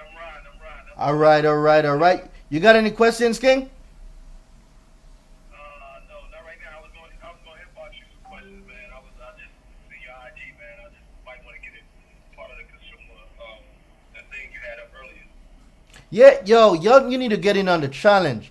Make sure you get in on the challenge, bro, because I'm going to go real hard on this challenge, bro. I'm going to pull out case laws. I'm going to pull out letters. I'm going to go hard on this challenge, bro. So I hope y'all are there. VIP, you do not want to miss the VIP experience. We're going to be on Zoom one-on-one just like this, answering any questions y'all got. You'll get the information. Yeah, Brooklyn, shout out. I have a question. Oh, Brooklyn, I swear to God, Brooklyn, I'm going to strangle you one of these days. I did not say that on public TV. Y'all didn't. They got you on all three platforms. They got me on 4. Shit. Instagram. Drop a bomb for me. Yo, Nick, drop a bomb for me, bro. We dropping all the bombs. I am rescinding that conversation. Whatever. I have a question though. If you got a car that got repossessed, Uh-huh. it's been 3 years. Okay. They got the car, but now it's shown on the credit report that the amount is still owed, and they're contacting you constantly for payment. But it's been 3 years and they got the fucking car. Okay, cool. There's a couple things now. This is where you're going to get the repossession manuscript. What the repossession manuscript is, it walks you through step by step on the procedure of what's supposed to happen with the repossession process. If you find one violation, it becomes it was not a lawful repossession. So, for instance, let me give you an example. You're supposed to get what is called a pre-sale letter. That's them saying that, hey, if you don't pay the amount, we will bring the car to auction. They need to tell you if it's public or private auction. There needs to be adequate notice, a couple days or 10 days or whatever, depending on your state law. Then now, if the car is sold, they need to tell you now that the car was sold. And before that, you have to get the right of first refusal. And what that means is you have to be given first opportunity to reclaim the collateral before they sell it. Right? And then after that, now, when they sell it, you're supposed to get a post-sale letter. And basically, the post-sale letter have how they calculate the repossession deficiency balance, right? That's what's reported on your consumer report. But before they can, before any attempts to collect any debt, they must send you the pre-sale letter, send you the post-sale letter, how the post-sale was broken down, how do you owe what you owe. And then now, the transaction must be what is called an arm's length transaction, where they did not just send it or sell it to one of their buddies for pennies on the dollar, and then now they're trying to get you for repossession. But before all of that, in your finance charge, there's an insurance in your finance charge that protects the creditor in the case that the obligor defaults. And then what that does is, if there's a default, which is what a repossession comes out to be, a default in the payment, they collected on that insurance already.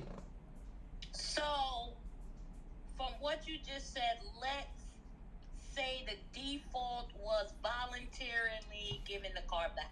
It doesn't matter. The repossession process, okay. There's still the pre-sale letter, there's still the post-sale letter, there's still the calculation of the repossession deficiency balance, there's still all of that. So I'd say go get the repossession manuscript on my website, and y'all need to study it and go after them. Because it sounds like you didn't even get a post-sale letter. No. Did you get a calculation of how they arrived? Did you get a calculation of how they arrived to the balance that they say you owe?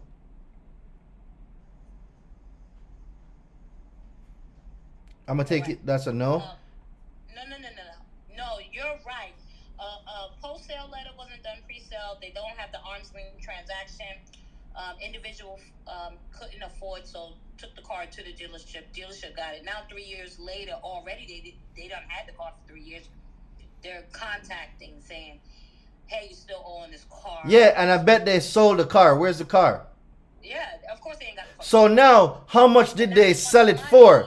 So, wait. No, that's not how it works. It doesn't work like that. You need to get the repossession manuscript. This is why a lot of people get taken advantage of when you don't know the things you don't know. You need to get the repossession manuscript, right? You need to read through it. Give me a call if you don't get it, and I'll break it down to you. They cannot get the full balance, because unless that car was sold, you cannot calculate a repossession deficiency balance. How did they get the repossession deficiency balance?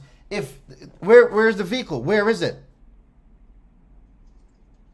Do they still have it? Was it sold? Where is the collateral? They sold that motherfucker. Okay. That's not your problem. They need, where is the car? How much did you sell it for? You now need to subtract that. A repo is a repo. It doesn't matter if it's voluntary or not. Once that sale happens, did it even go to auction? It's supposed to go to auction.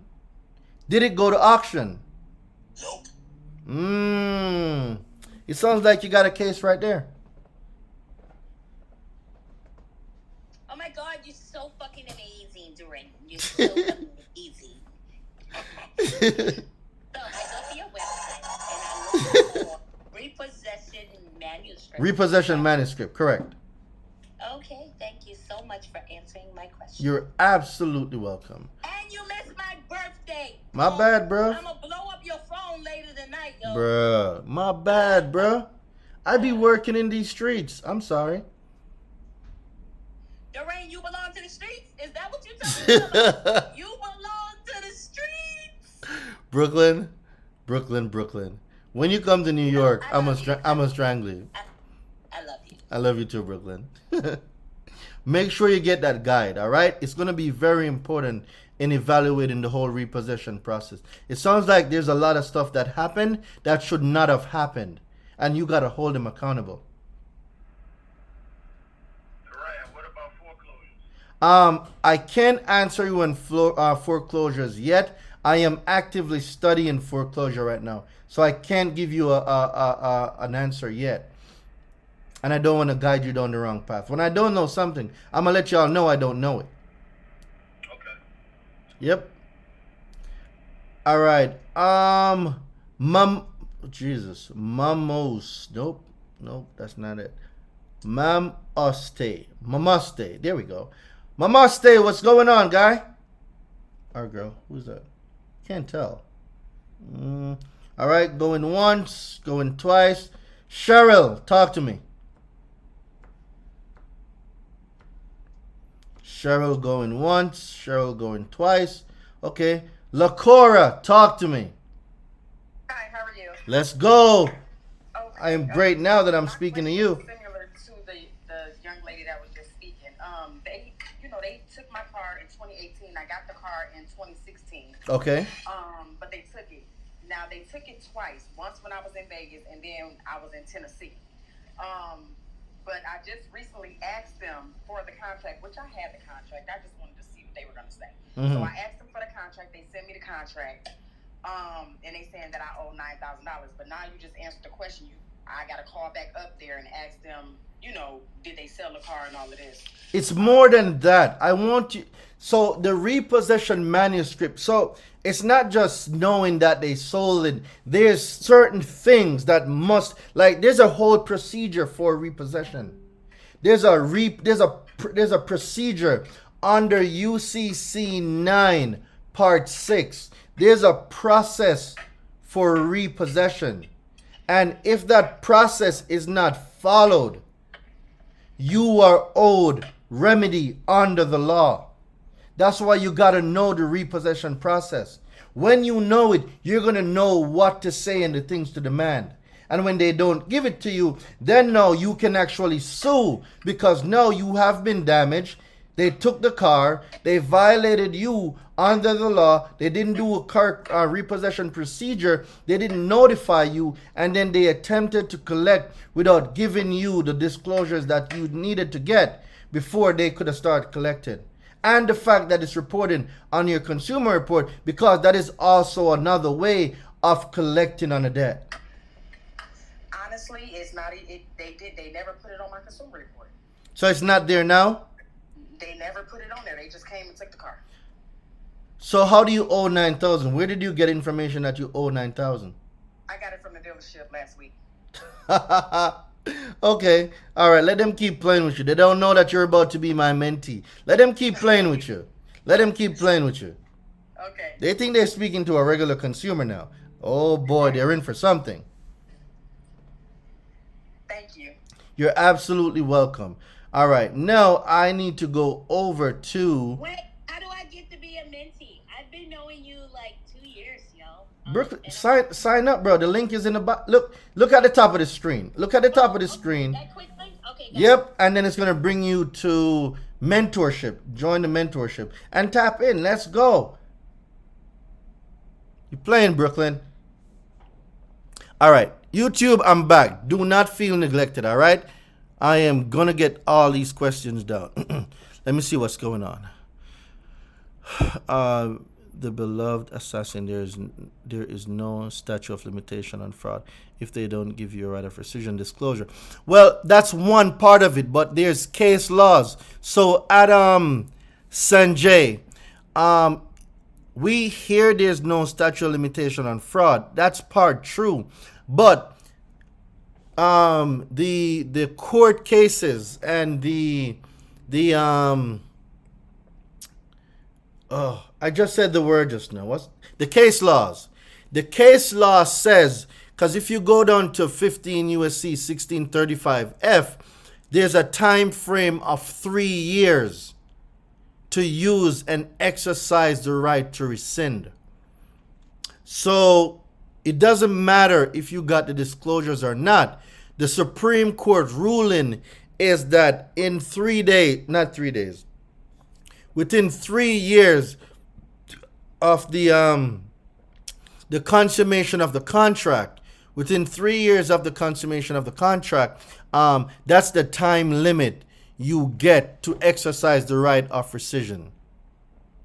Nevada says they don't participate in the right to rescind. Is Nevada its own country? Because I'm sure truth in lending is federal law. And I'm quite sure that retail installment contract that you get has a finance charge and an APR to the left of it, right? And it also says truth in lending disclosure. I am positive it says that. So Nevada can say whatever they want to say. Nevada is not a country. Nevada is a state. Federal rules and laws trump state laws. I don't know what they talking about. Trying to fraud somebody. They cannot offer. It's federal law. Federal law supersedes state law. Yep. Carl, I need to know how to stop re-aging from debt collectors. Debt collectors cannot that's illegal. It's illegal for a debt collector to re-age the debt.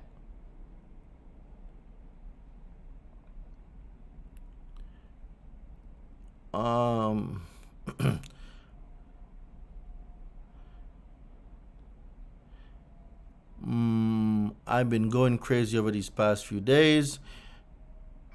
Is now lawful or legal? You will have. Where's that? No. Oh, that's nice. All right. Okay. B, I never received the right of rescission disclosure. Nobody has ever gotten it. I'm telling y'all. This is what I'm telling y'all. Listen, y'all need to comprehend one thing. Y'all need to comprehend this. These regular people at the dealership, these regular folks at the dealership, these finance managers, they are not being trained the way you are being trained right now on this live, on this Clubhouse, on this Instagram, on this Facebook. They are not trained the way you are trained, beloved. They are not. You're talking about regular people who's there just to make their commission and go home. They don't know this type of stuff. When they see it, what do you think they're going to do if they've never heard of this stuff before? It's not that it's new. It's not new. It's not Spanish. It's illegal to re-age any debt. How are you going to re-age a debt when a debt can go outside of the statute of limitation? That is fraud. Y'all need to be in this mentorship. Y'all need to be in this mentorship. Build your violations against them. Yep. I'm trying to get into the mentorship. Let's go, Marcus. Let's go. You guys can drop your question here and I'll ask them on Clubhouse. How do I stop re-aging from you?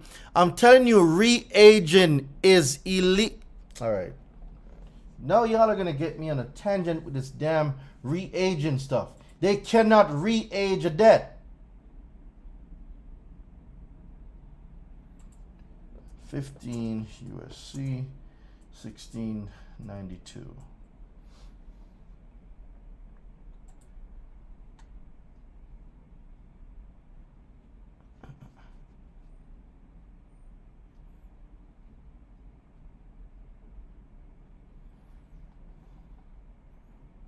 Come on. False or misleading representation.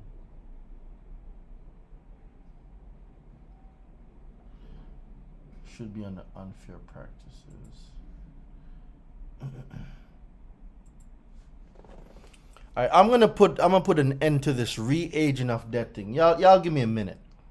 Cause I don't know where this re-aging of debt is coming from. But I know for a fact that is illegal. Harassment falls. Nope. Unfair practices. It gotta be under unfair practices.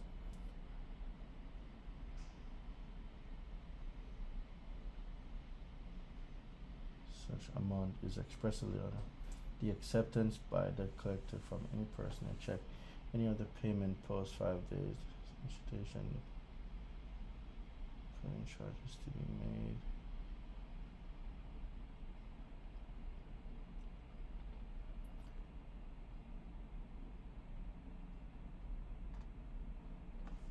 Where is it? All right. So a debt collector may not use unfair or unconscionable means to collect or attempt to collect any debt without limiting the general application of the foregoing. The following conduct is a violation of this section. The collection of any amount, including interest, fee, charge. Listen to me now. The collection of any amount include any interest, fee, charge, or expense incidental to the principal unless such amount is expressly authorized by the agreement creating the debt or permitted by law. The acceptance by a debt collector from any person of a check, no, not that. The solicitation by a debt collector of any post-dated check, nope. Depositing or threatening, nope. Causing charges to be made to any person for communications, nope, not that. Taking or threatening to take non-judicial action. Where is it?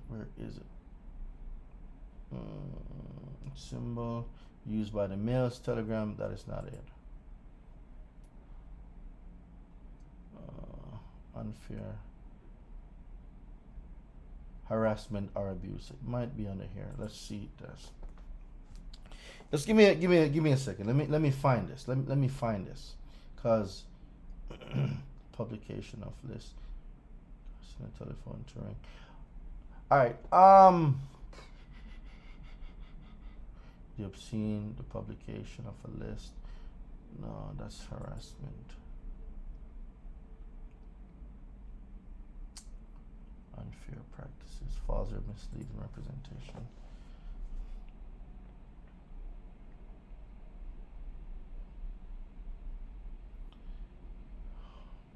A debt collector may not use any false, deceptive, or misleading representation or means in connection with the collection of any debt. Let me read this again. A debt collector may not use any false, deceptive, or misleading. So what's going on with a re-agent of the debt is they are misleading the representation of the debt. That's one thing. So I want you to keep, for all your consumer reports that you see a re-agent in the debt, I want y'all to download those consumer reports.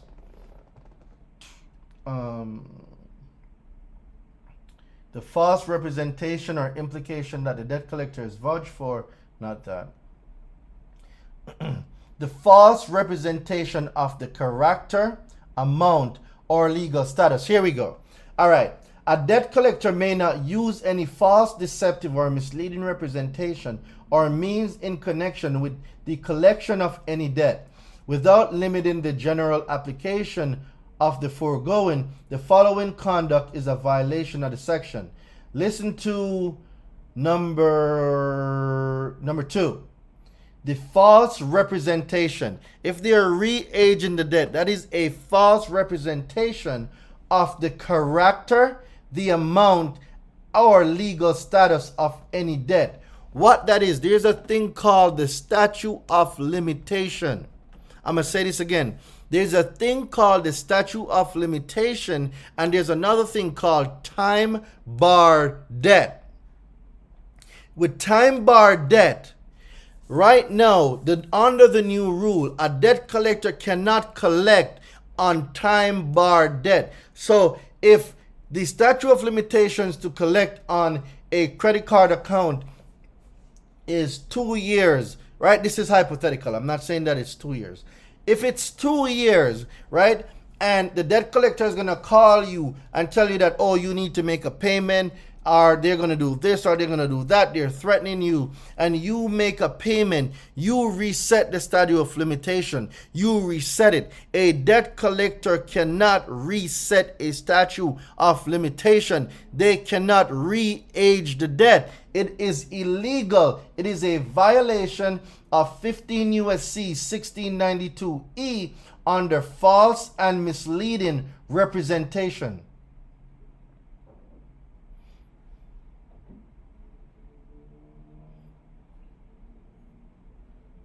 subject to practice the false. Whew. Y'all really got me upset with that damn debt collection. All right. How do I get a free credit score?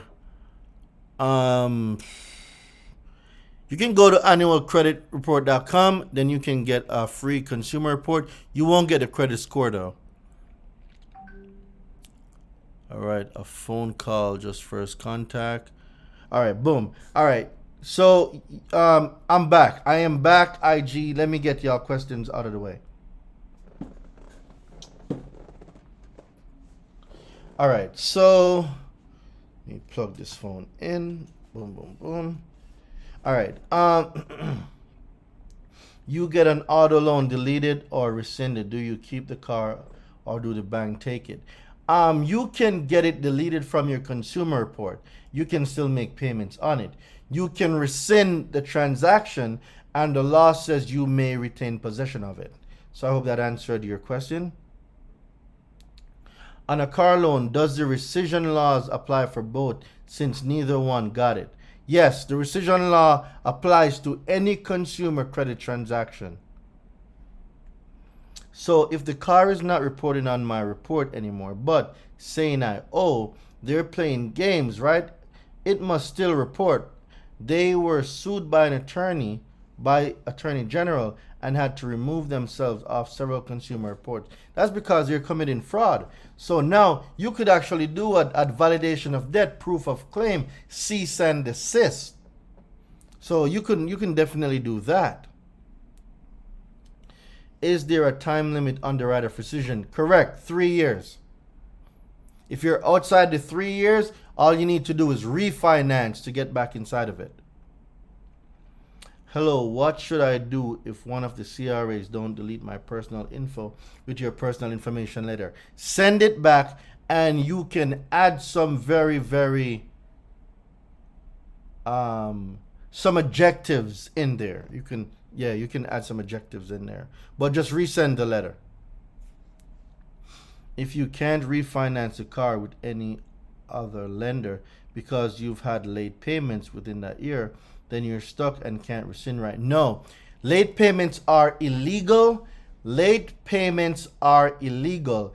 Go on my website, get the late payment letter, send the late payment letter to that creditor who's reporting that you're late, because your transaction or experience between the consumer, you, and the person making the report, your Capital One, your Wells Fargo, your Bank of America, is not included on your consumer report.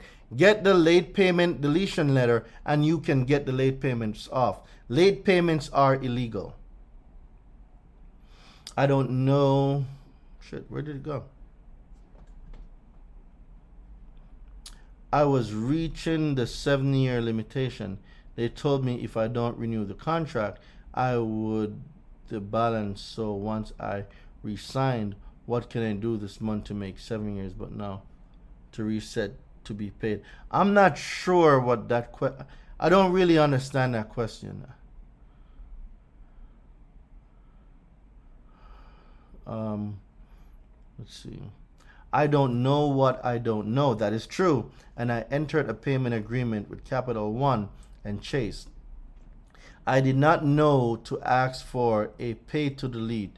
Should I discontinue paying and trying to dispute? I wouldn't say that, but if it's showing up on your consumer report, you can get it deleted. That's not a big deal. Just find out what type of account it is. You can either send me a DM or go on the website and find the corresponding letter that you want to send out.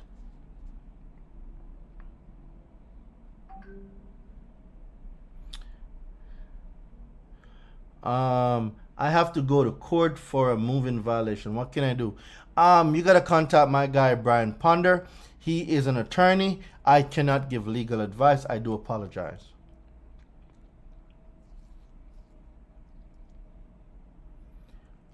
So what's the difference between the 3-day right of rescission period and the 3-year period?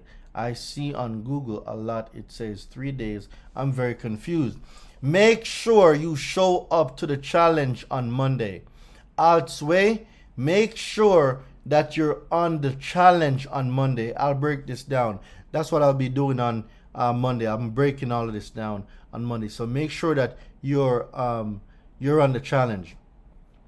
Can debt collectors release or resell accounts? I think a medical bill I deleted just reappeared under a different company. Is this possible? Yes, it's possible. All you got to do is delete it again. You need to send out a 15 USC 1692 GB letter. How can I remove a charge off that's paid, however, still hurting my credit? You need to get Brian Ponder. Brian L. Ponder. So you want to get in, just Google him right now, Brian L. Ponder, and he's an attorney. He's a consumer attorney. So he will be able to give you more insights. I cannot give legal advice. I am not a lawyer. How can I remove a charge off that's paid, however, still hurting my credit score? It's easy. A charge off is not even supposed to be on there anyway. IRS says a charge off is actually gross or ordinary income. But my thing to you now is this. If it's a charge off, why did you pay it when they got a tax break for this charge off? Not only that, they also collected on the insurance when you defaulted. So why did you pay that charge off? I'm just saying, why did you pay it? So you need to get that deleted off of there. You can join the mentorship, or you can get the charge off deletion guide. There's a charge off deletion guide on my website, and that will give you all the information you need to delete that charge off. Damn, where did all these questions come from? What if the right to rescind has passed 3 years, but the contract has other violations? Can you get remedy? Yes, if the contract is past 3 years, just refinance it. Because under Truth in Lending, under 15 USC 1611, you are owed $5,000 for disclosures that you didn't get. And under 15 USC 1640, you are actually owed twice the amount of the finance charge if they violate Truth in Lending. So it's potential you could have a lot of funds right there. Oh, on here, fam. Get assets on here. Let's go. I was reaching the 7-year limitation on my car. I still had the balance. Told me to renew. I think I just, hold on. Renew my contract. I would have to pay the entire No, that, wow. I signed not knowing my 7-year would have been this month, but now they claim the contract is extended another year. So I'm not following. Is this a finance or a lease? Because the same things don't work for leases. I don't know if this is a finance or a lease. It's yeah, that's hard to say. What happens if you didn't get the right of rescission letter when you took out your loan? Then you're owed a violation, because that is a violation under Truth in Lending. By law, you're supposed to get your Truth in Lending disclosures, all of them. I got 3. Should I send a cease and desist for my auto loan? The contract deal number isn't tied to any of my other paper. Yeah, you can if you want to, but you need to know what your end goal is. Sending that cease and desist, what is it for? What are you actually telling them? You need to know what your end goal is. I just got the 3-day challenge. Do we get a recording? Yes, the recording will be up for 24 hours after each day and then deleted. Brian Ponder. Are you guys able to provide professional credit repair without me? I do not do credit repair. I teach you how to do it. So if you need credit repair, you will definitely have to research a great company and go along with that. All right, boom, just knocked out mad questions on Instagram. Golly, if it passed 3 years. If it passed 3 years to rescind, but no, you've had late payments within the past year. Remember, late payments are illegal. Delete the late payment. I have late payment deletion letters on the website. Just get the late payments deleted first. I tried to refinance, but they denied me. But no, it's paid off. Okay. Financed also, the date the contract is wrong. I signed on the 7th. It says the 8th. These are all exhibits that you can use. It's not what you know, it's what you can prove. So you need to be able to prove that. All right. All right, cool. Let me go over now to, let's see, anything from Facebook. Facebook looks quiet. A bear, I don't see anything. Okay, good. Facebook is quiet. Do that work for student loans? It works for any account. It doesn't matter what it is. This after I dispute them, delete.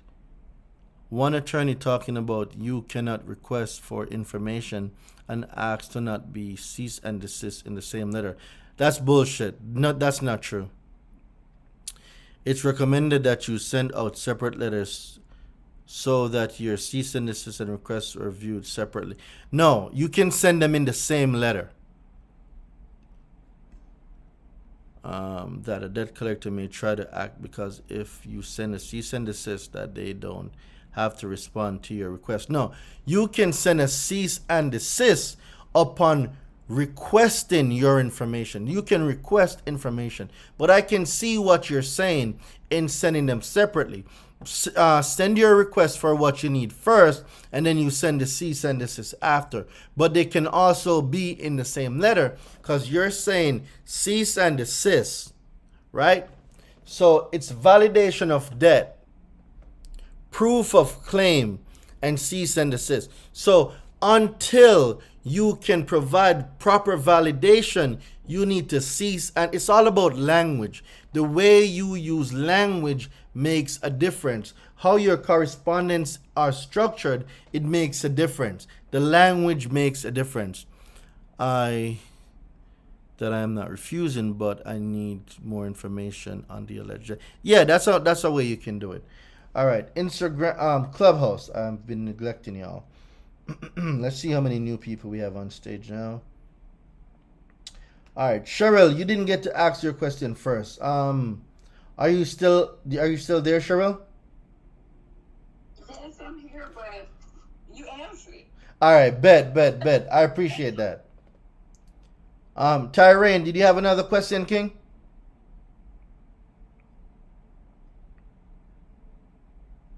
No, sir, I'm good. All right.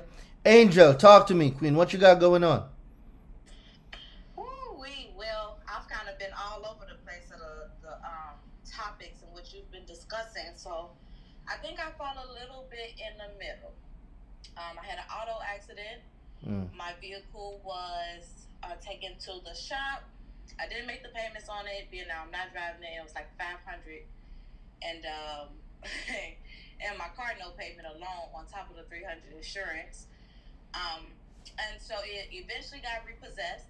I was told when I called the financer that the vehicle had been repossessed and been sold for an amount of X amount, $2,000 roundabout or so. And then following that, the entire total of the vehicle was put onto my credit report. Mm-hmm. Now, fast forward about 4 years later, the consumer or the financing agency lost this settlement, and it ended up for predatory practices. So my auto loan was removed from my credit. Mm-hmm. However, I received a package per se in the mail in regards to them feeling as though they shouldn't have had to remove my auto loan from my credit, and that I was still responsible for the total of that vehicle. And so I was told that moving forward, when I went to file taxes, that I should somehow get that not considered as income, because it could still be they're like back charging it to me some kind of weird way. And so at first I thought I was all good and clear until someone came up and said something about a charge off. And I don't have no record of sales, so I don't know how much the vehicle. I have an estimate, but it didn't come directly from a letter or black and white, a document. It was So is it? So what is it? Is it a charge off? I would think so. No. So you can't think letter, like, what is it being reported as? It's not on my. It doesn't show up on my credit report. Refuse for cause, proof of claim. So you would send a letter. You would send a refuse for cause, proof of claim letter. Okay.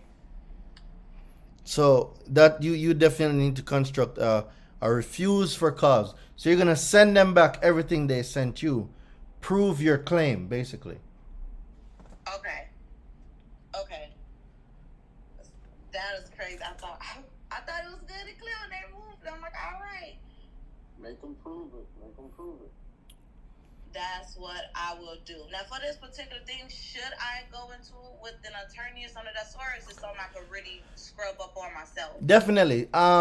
Google Brian L. Ponder. You definitely don't want to go in this naked. Like, get some clothes on. You definitely don't want to just attack this like that. Okay. Yeah. Okay. It's better to be safe than sorry. Okay. Thank you. Mm-hmm. Thank you. All right, so I got one question that came in from Facebook. Hold on. A debt collector company is saying they're going to file a 1099-C against me towards the debt they purchased that was discharged from the original company in 2009.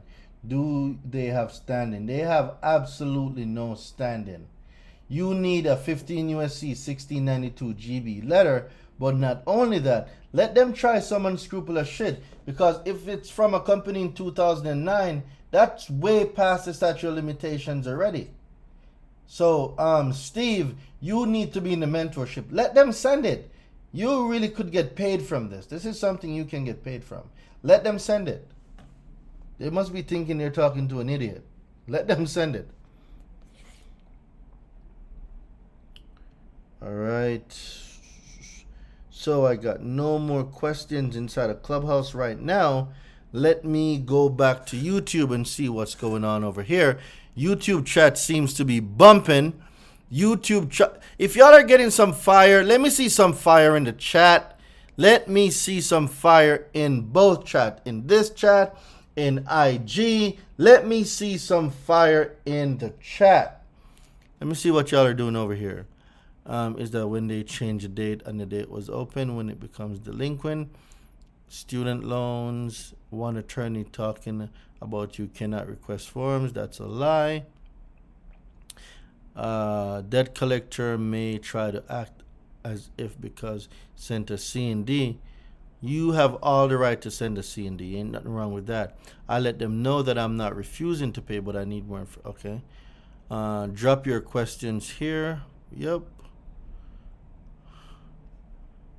See, Matt, will the training be recorded? I may be out of town. The training will be up for like 24 hours. So it will be up, but for 24 hours for each day, because I really want y'all to pay attention. And you know, when you pay attention, and I want y'all to get all the sauce.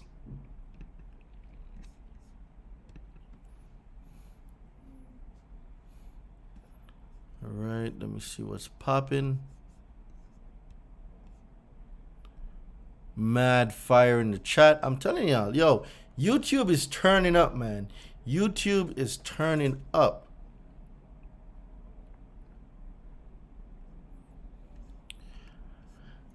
All right, so I see some, Navy Federal don't do business account for car rental company. It's how you get, if you get a personal loan or an auto loan and you buy yourself a personal car, and then later on you decide to rent the car out, that's your car. That's your car.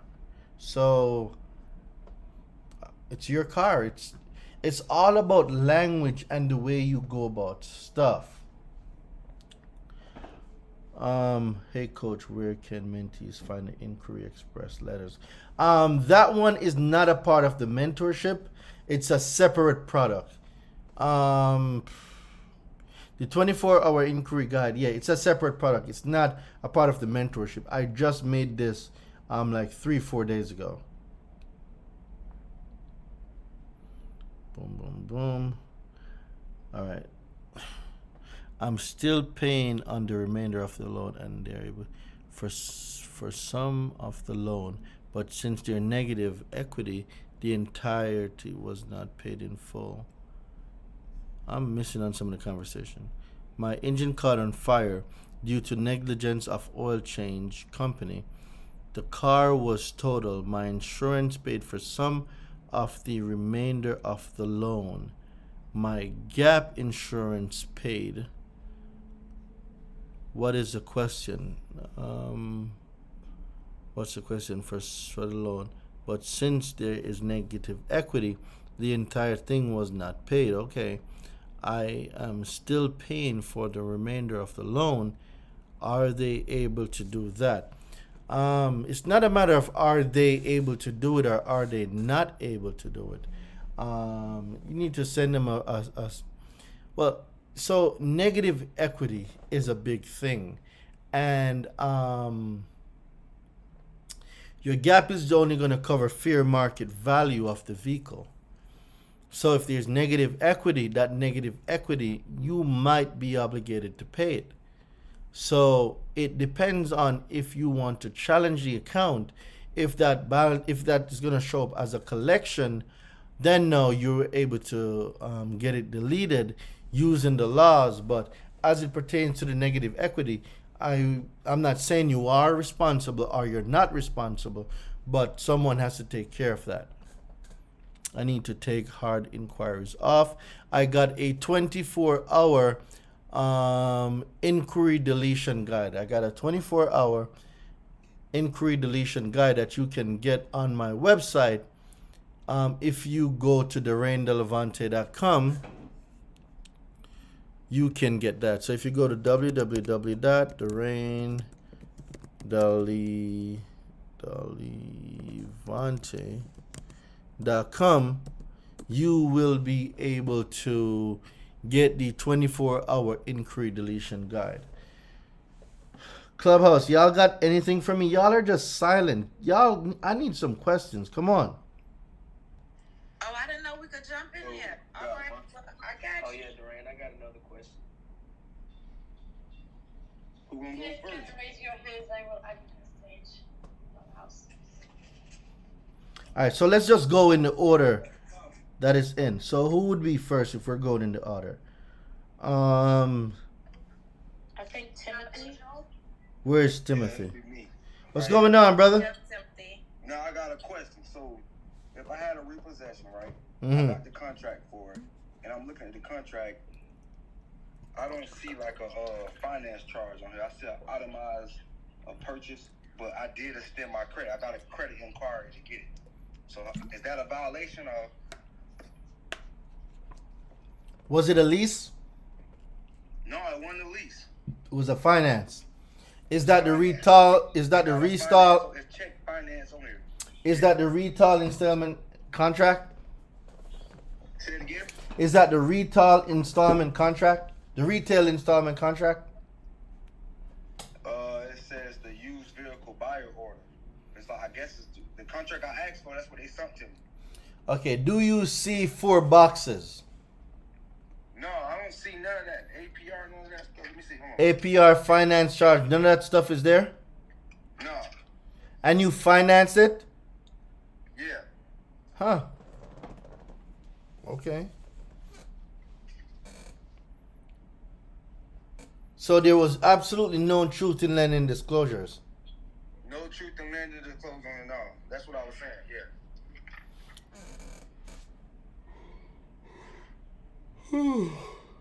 So this is where I would, and this is what I would do if I was in your situation.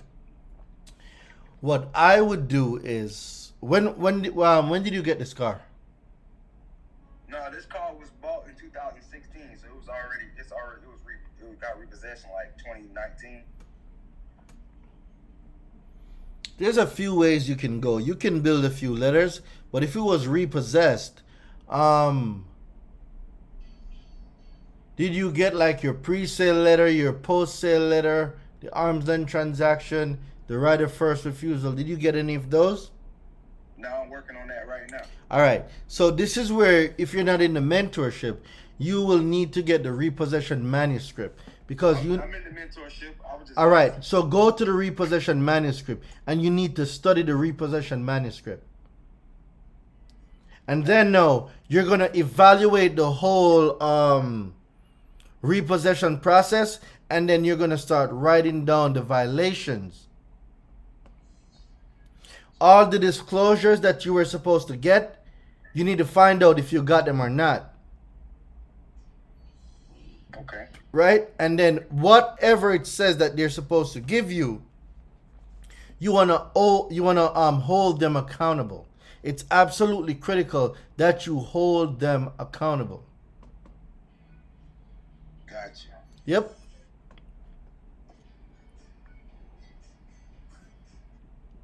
All right, Mr. Kenny, what's going on, King?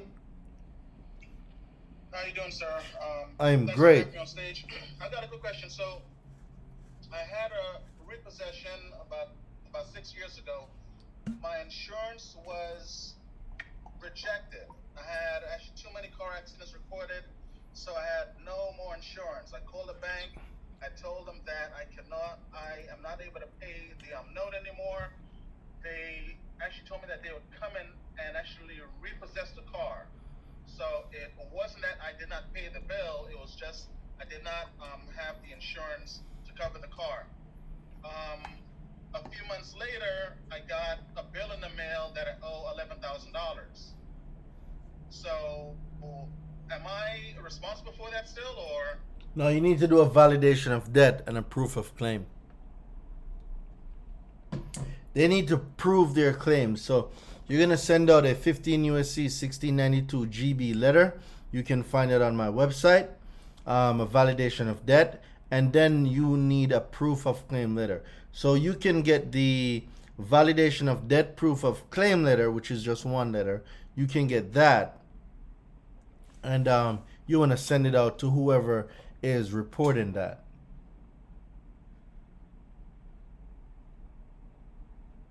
Okay, thank you. You're welcome. You're welcome. Latia. Yes. All right, talk to me, Latia. I'm sorry. I'm trying to listen to both of them. One is kind of have a lag to it. I have the YouTube up. This may be just a little different. But what advice do you have for? I pay my car note on time, but someone hit it, and it's been in the shop for about 6 months now. And they keep saying they're waiting for the part. Waiting for a part for 6 months? Can my insurance be reduced? Can my car note be reduced? That I cannot answer. That is definitely not my area of specialty. I do apologize. Okay. Thank you. No problem. Samak or Samiak. Yeah, Samiak. I'm just listening to the stuff. All right, no problem, no problem. Brandon, what's going on, King? Hey, Darian. Just want to say thanks for doing this, and I've been following you since that video you posted on YouTube. I forgot the guy's name, but I just want to say I appreciate you for doing this. 2 questions. Go ahead, the King. First one is dealing with the charge off for Discover, and I've kind of sent them the language that you said in terms of they can't report it as a charge off if a charge off is considered income on their end. But then when I got a CFPB response back from Discover, they said on their books it's not canceled debt anymore, but on my credit report still it's reporting as a charge off. So you need to print the consumer report out, print it out, circle it, and send it to them that they're reporting false and inaccurate information. And by law, under 15 USC 1681S2, a furnisher of report that they know to be inaccurate or have reason to believe is inaccurate, they are prohibited by law to report that account. Okay, I actually sent that same statute back through a CFPB complaint. Good. And you need to send a letter directly to Discover. I'm sorry? You need to send a letter directly to Discover. Okay, I'll do that as well. And second question, I use your utilization letter as well, and they just keep coming back with a simple response since I agree to the terms and conditions that makes them reporting whatever they're reporting valid on my credit reports. Ask them what law. I'm trying to figure out how to respond to that. Ask them if their company policies and procedures supersedes federal law. Correct. Okay. But not only that, since they're going to go down that route, ask them for your 15 USC 6802 disclosures where you as the consumer have the right to opt out of having your information reported, since they want to go down that route. Okay, you said 15 US. C 6802B. 6802B. Since they want to go down that route. Okay, that's perfect. Perfect. I appreciate it. Thank you, sir. No problem. No problem. Sheesh. All right. Man, this back and forth is getting me. I'm running. Who can or can't report a debt as a charge-off? I have 2 on my reports. It's not a matter of who can or can't. Just know it's not supposed to be there. So you are going to get the charge. So it's one of 2 things. You're going to join the mentorship, or you're going to get the charge-off deletion guide. And what the charge-off deletion guide is going to do is going to teach you what you need to know about the charge-offs. But not only that, you now will be equipped with the letter and the verbiage to send these letters to these creditors who are reporting the charge-off. The definition of a canceled debt, remember, canceled debt is gross or ordinary income. It's income. Income does not get reported on a consumer report. That makes the reporting of that account inaccurate. So I hope that was of some help. Alrighty. When I got my mortgage, I was under the impression that I would be escrowed into my mortgage payment from the original loan, but it transitioned into quarterly payments. Just the way they did it was a mess. The HOA sent a certified letter, but never received it or signed for it. They went out to get a lawyer involved, plus ordering me to pay what I owe on top of their legal fees. It's just about defending yourself. So it sounds to me like you need a consumer lawyer that's going to definitely take the fight to them. If you're not comfortable with dealing with these people, I recommend you go get some legal consultation where you're able to have a legal defender, someone defending you, so you're able to get that done.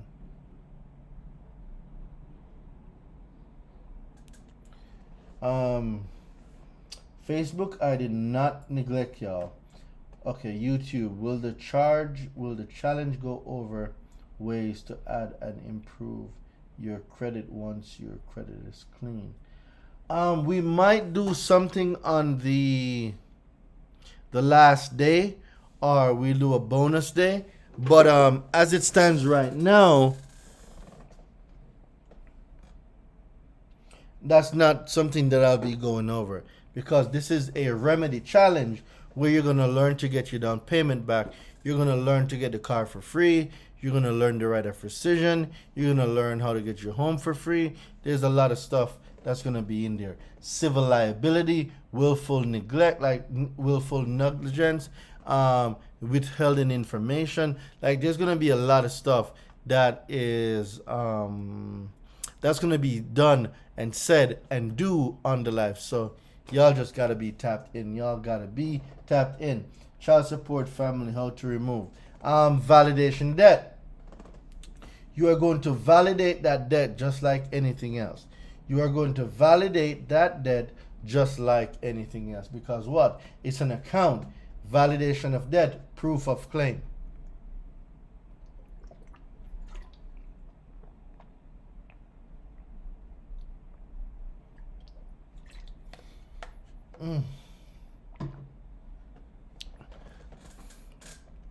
All right, question, child support, how to remove. I think I just answered that. The HOA is separate from your mortgage. You can see if they will allow you to go on a payment plan. I mean, that's not a bad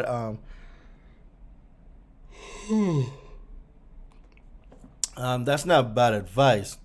The biggest thing is for HOA, I want you to revisit your terms and agreements. Visit your terms and agreements and find out the type of transaction that it was.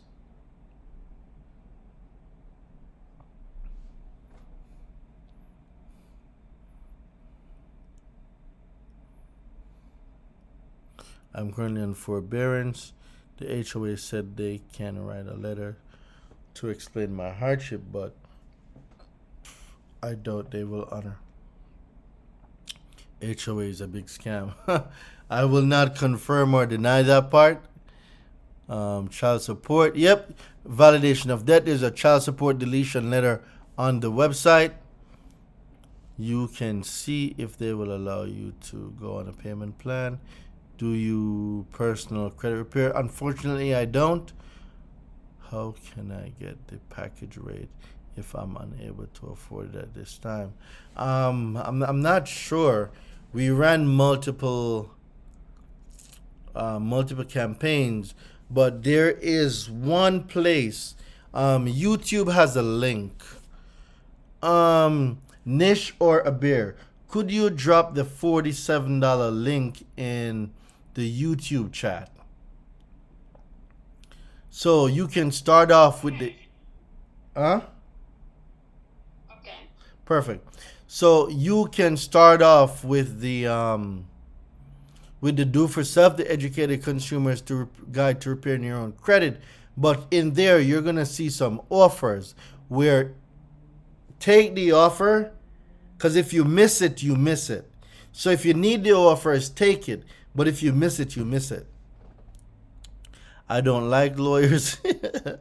I purchased the deletion letters. I would like to send the personal information letter out. However, there are 2 letters that I have same information listed. Please advise. What 2 letters are those? I don't like lawyers. They still try to get you admit true. For some reason, the late payment removal doesn't work for me. You can't just give up after the first and second try. And who are you sending it to? Are you sending it to the consumer reporting agencies versus the consumer versus the creditor? Who are you sending the letter to? That is absolutely important. You got to know who you're sending it to. For some reason, late payment removal letter doesn't work for me. So you can thank, yep. All right, cool. All right, IG, I am back. Where is the box? Down on the right, absolutely correct. Next to comment box, yep. Do you know where on IRS site to check to see if a company has filed a 1099-C? I am not sure where on the IRS website you'll be able to see that. I know though that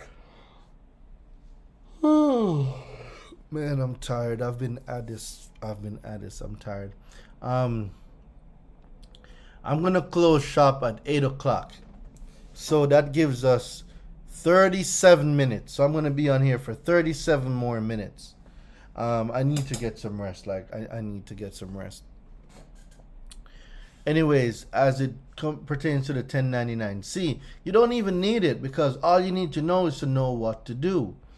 And once you do, you really have no worries because one of the biggest things that's going to happen is with the 1099-C, they're going to tell you that, oh, we didn't file it. So wait, you're telling me that you didn't file the form 1099-C but you're reporting a charge off on my consumer report. Doesn't that sound to you like inaccurate reporting? I'm just saying. Let me see. Got one in the chat here. I sent the personal deletion letter to the CRA and Experian didn't delete the old addresses.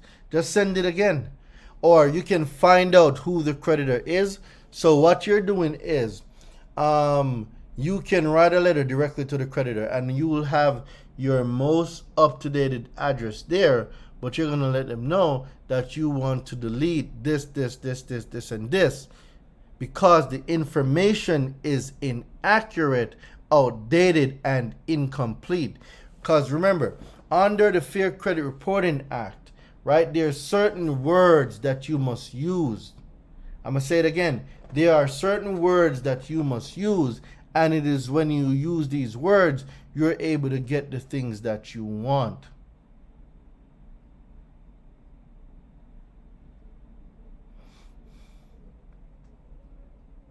How in the... Yeah.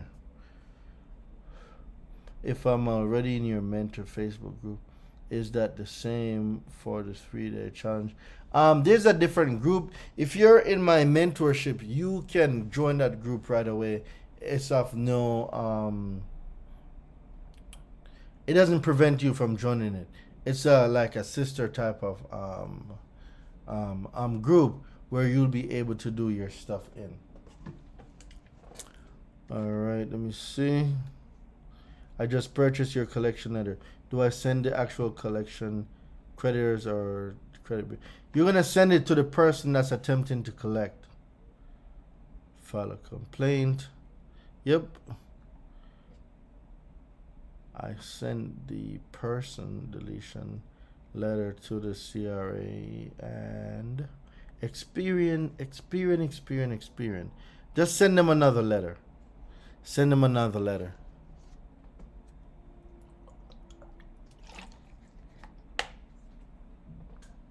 Doreen, you have 2 questions in the Instagram box. I did. I just answered them. All right. The personal information letters. That is on my website. What if the charge off is under 600? That is a great question. So in the IRS publication, it didn't speak much on if the charge off is under 600. But and like I said, this is not me giving you anybody advice, I would approach all charge offs the same exact way.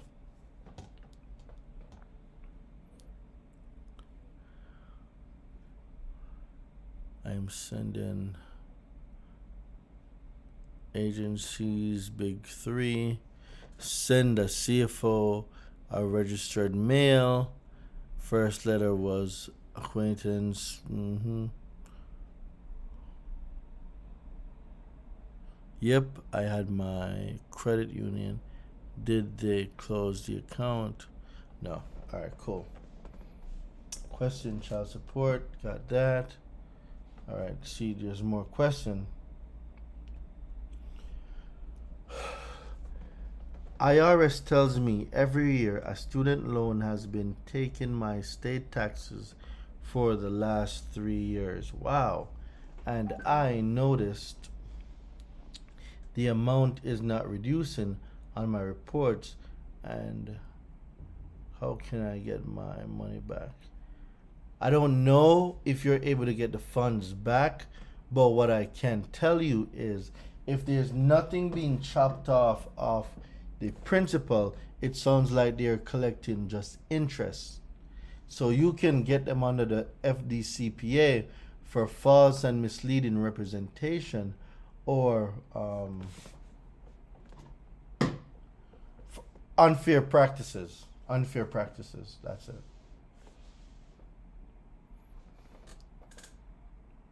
Should I send it again or file a complaint? Yeah, do both. You should definitely do both.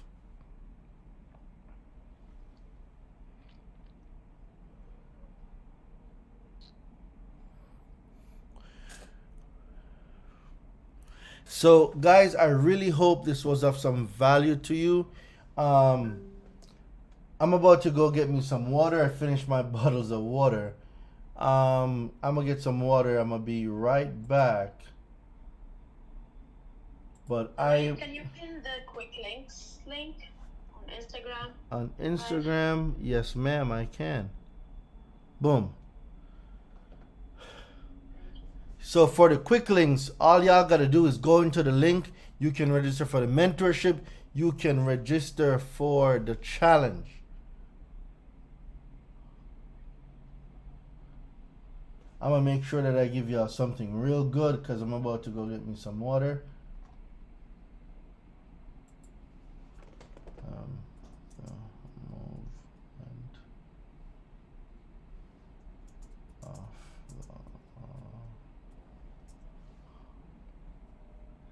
Clubhouse family, what's up?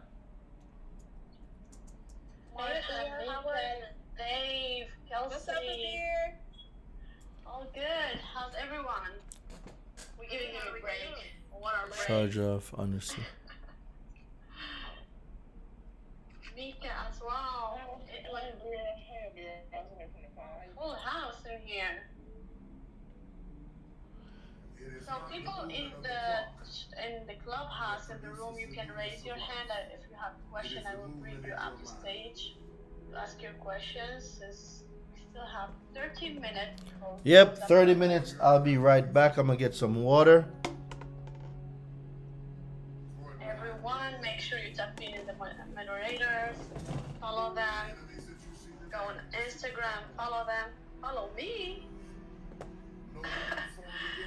So, yeah.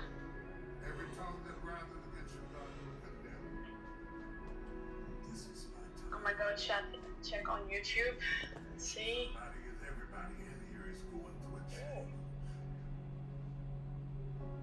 You don't have to be ashamed of yours. We are all in the process of transforming to a higher, better expression of myself. Let this be the year that I birth a higher, better. Marsha and Mika, how's the study groups going in the mentorship? Stop me from this metamorphosis. New year. It's going great up here. It's going amazing. New year. Yeah. You still hog It's wonderful. Is it on Friday?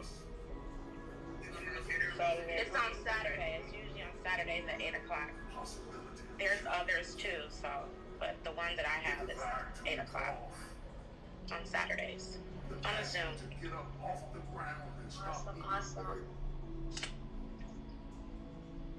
I'm tired of doing what I used to do. If I always do what I've always done, I'll always be where I've always been. I'm going to throw it behind me. There's somebody in this room that nobody would think would be in a church tonight, but you drew them to this place tonight. Because you want them to be a new me and a new year and have a new attitude and a new mind. Because the real battleground is in your mind. That's where the fight is. You lay down with it. You get up with it. You go to work with it. You can't digest your food because of it. Smiling in front of people and nobody knows that there's gunfire going off in your head. It's not a geographical location. It's not debt. It's not money. It's not haters. It's not enemies. It's not liars. It's not backbiters. That's not the battleground. Stop wasting your weapons on what people say, because it is not what they say about you that matters. It is what you say about you that threatens your destiny. You will never be defeated by what they say about you. You will be defeated by what you say about you. I dedicate this to you, to the greatness in you, and to the dream that you showed up on the planet to produce. It is simply this: if you want a thing bad enough to go out and fight for it, to work day and night for it, Alrighty, I'm back. to give up your time, your peace, and your sleep for it. If all that you dream. Alright. Had to go get some water. All right. So we're gonna do now. We're gonna get turned up. We have 26 minutes. We're gonna get really turned up. I already have a UCC 3. Learn to assign the note. You fill that cup, boss. Yeah, I need to get me some water, man.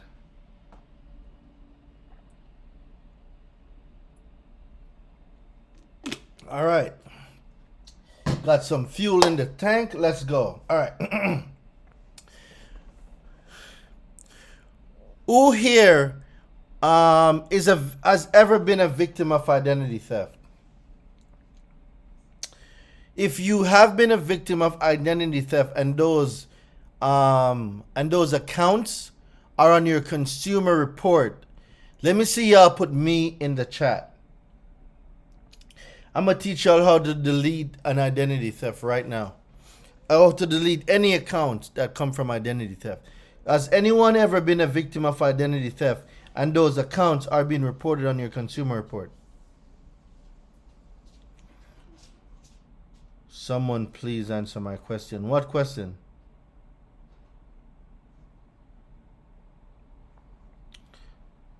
Vision Customs, throw it in the box. Throw it in the question box at the bottom.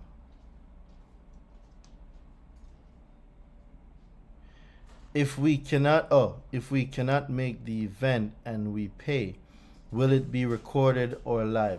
So the event, it's going to be recorded. So let's say today we did the event, right?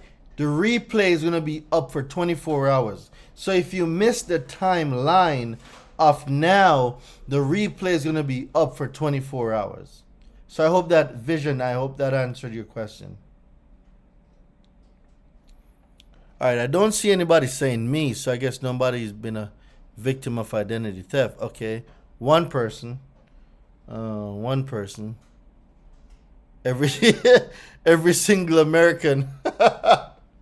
That's a good one. That's a good one. So Vision, I hope that answered your question. So, all right. So let me see.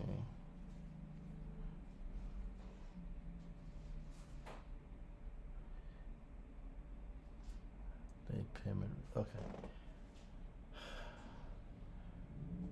Let me get the identity theft letter. I'm gonna go through it really quick. Because I want to go through some other stuff. But I know a lot of people are suffering from identity theft. So there's two things I'm gonna do before I go. We're gonna go over identity theft, then we're gonna go over the late payment. And if there's time left, I will go over the inquiry deletion letter. So if there's enough time, I'm going to go over 3 letters. Let me see y'all put in the chat 3 letters. If y'all are ready right now, let me see y'all say let's go. If y'all are ready, let me see y'all say let's go. If you are ready to get the sauce, let me see y'all put all in. If you are ready to be mentored, let me see y'all put mentorship. Let's go. Let's go. Y'all want that 3 letters? You want me to go over that 3 letters? Let's go. Let me see some participation in the chat. Let me see the chat bumping. Let's go, bro.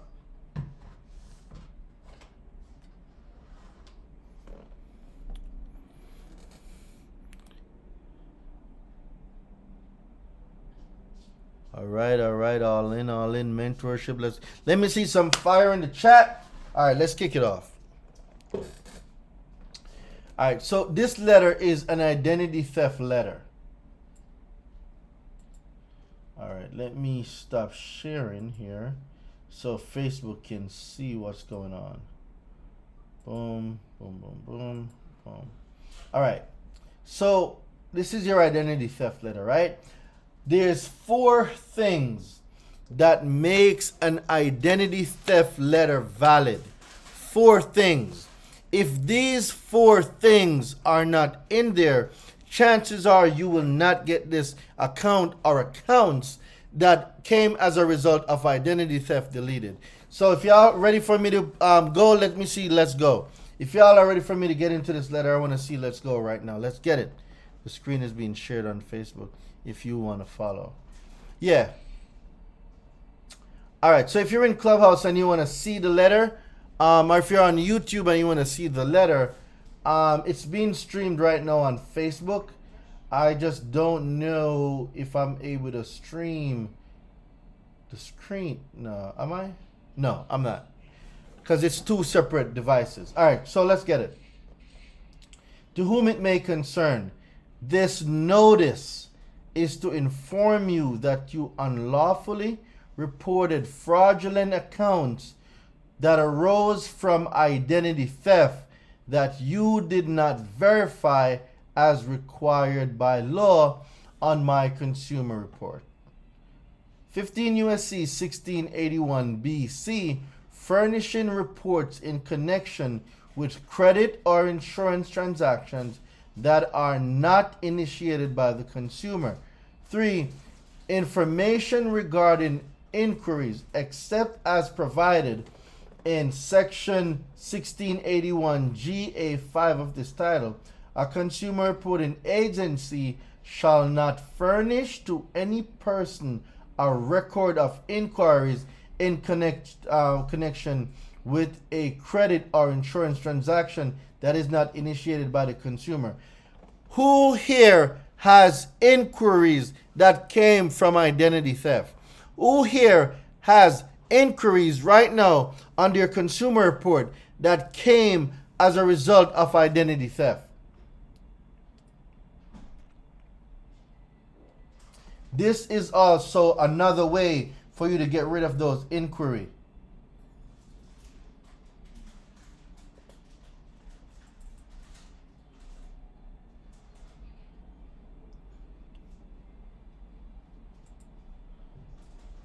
So let me put this over here because I need to add this. Boom, boom, boom, boom.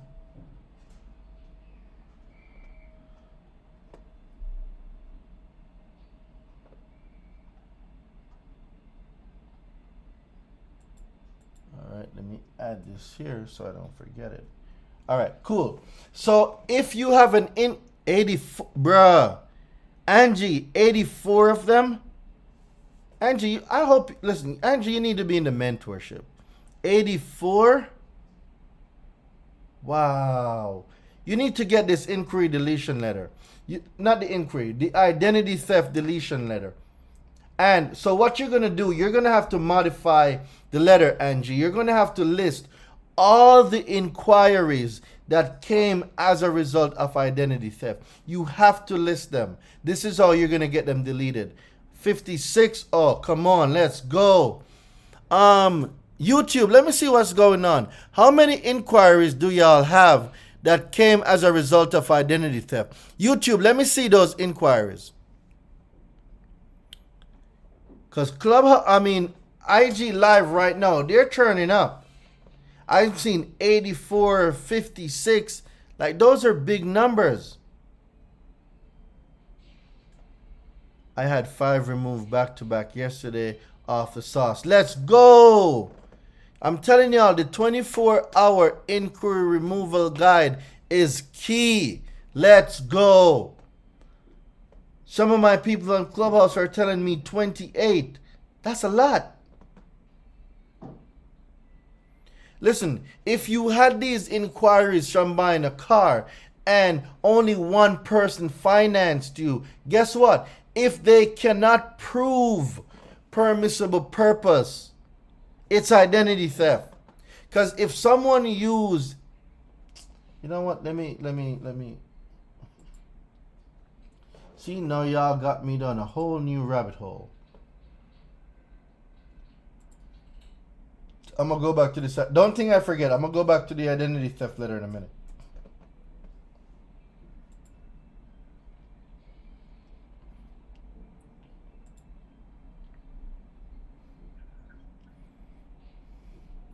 All right.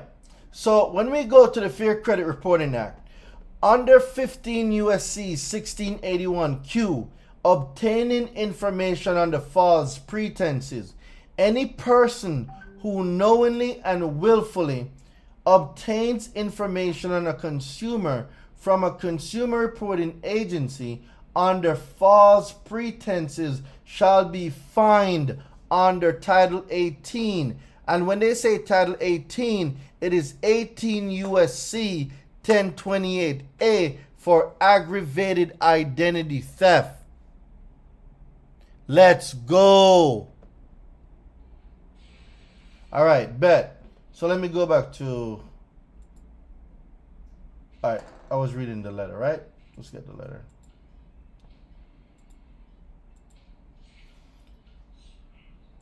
All right, so now that we're back at the letter. All right, so we just went over how to delete the inquiries that came as a result of identity theft. So you're going to list them and the company name and the date of the inquiry. My identity has been stolen. You are hereby put on notice. Aggravated identity theft, person 18 USC 1028A. In general,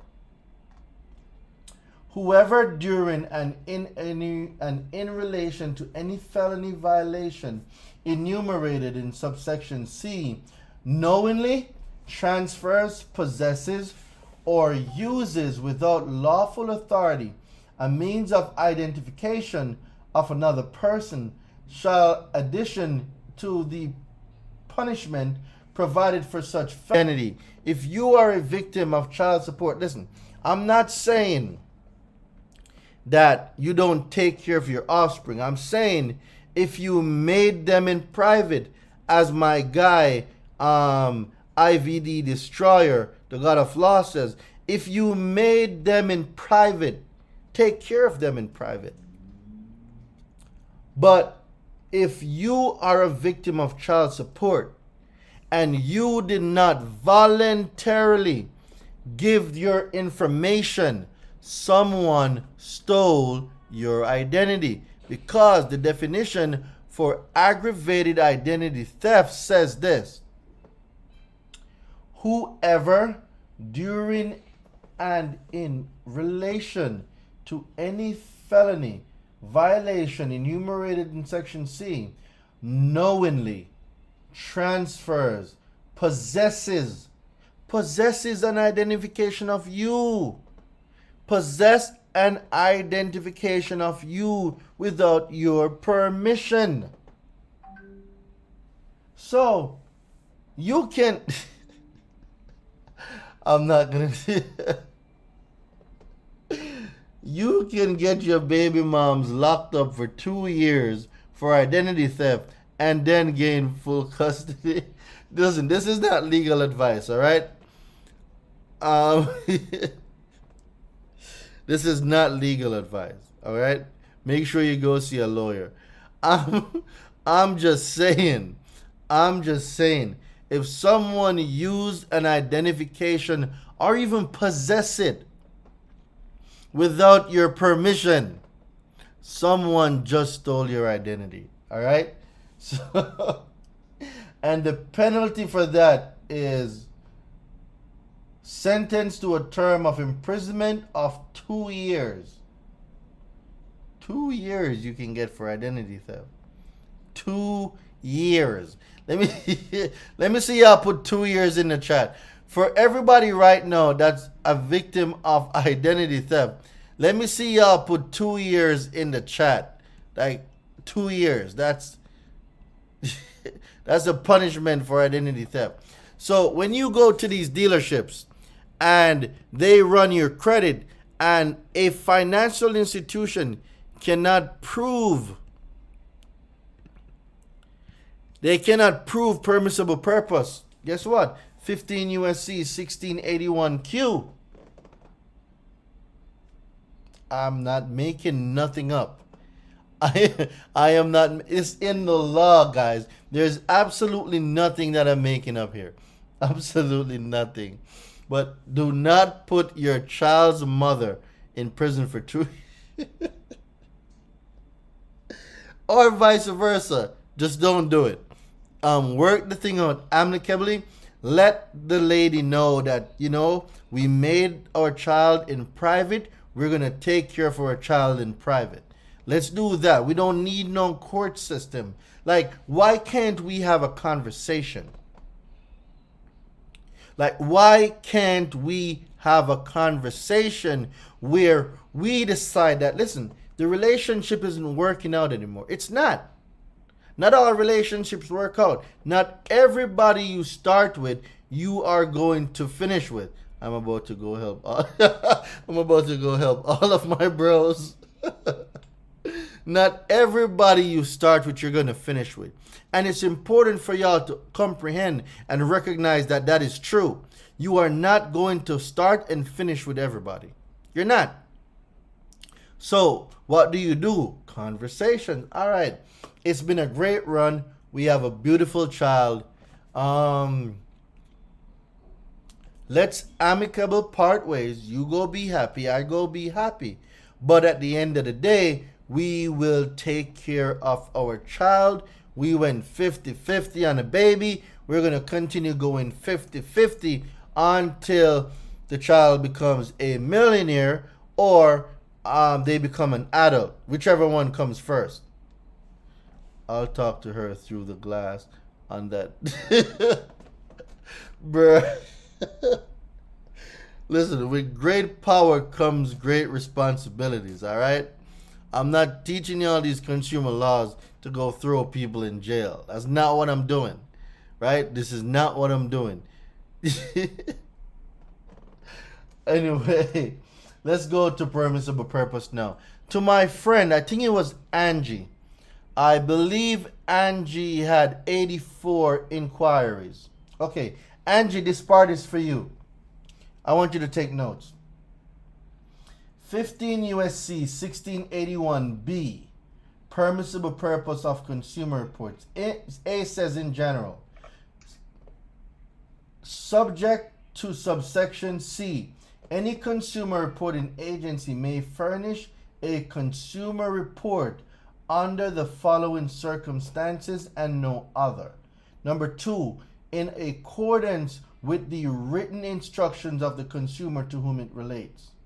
So now, I want to know, Angie, does all 84 lenders that pulled your reports, Angie, did they have written permission to pull your reports?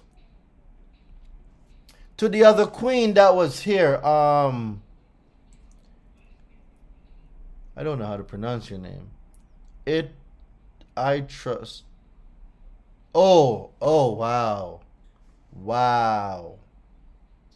I trust no one. I get it. Wow. All right.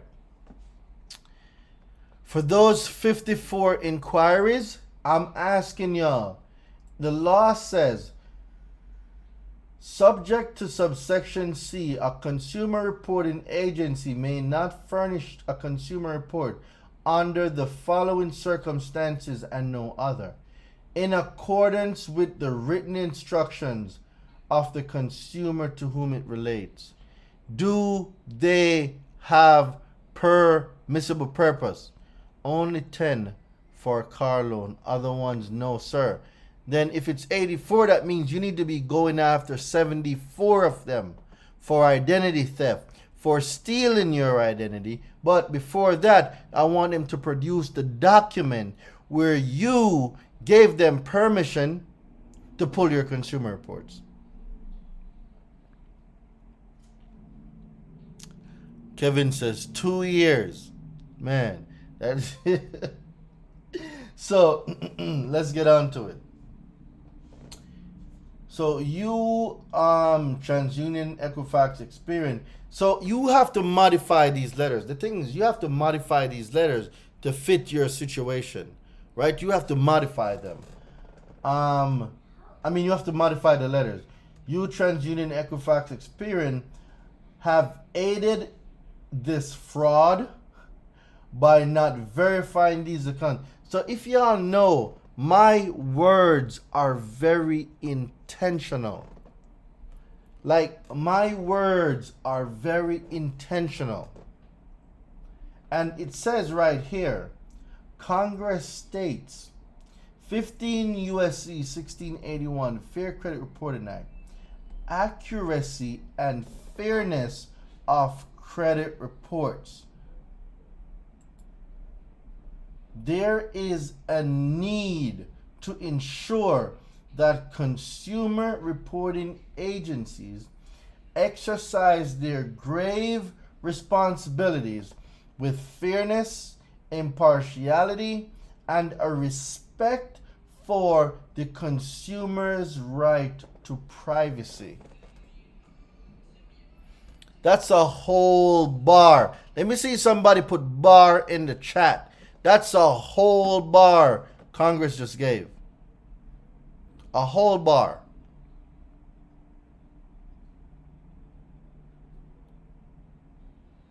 Yes, you can. Yes, you can. Please save this live. All right, I'll save it. I'll save this live. I'll save it.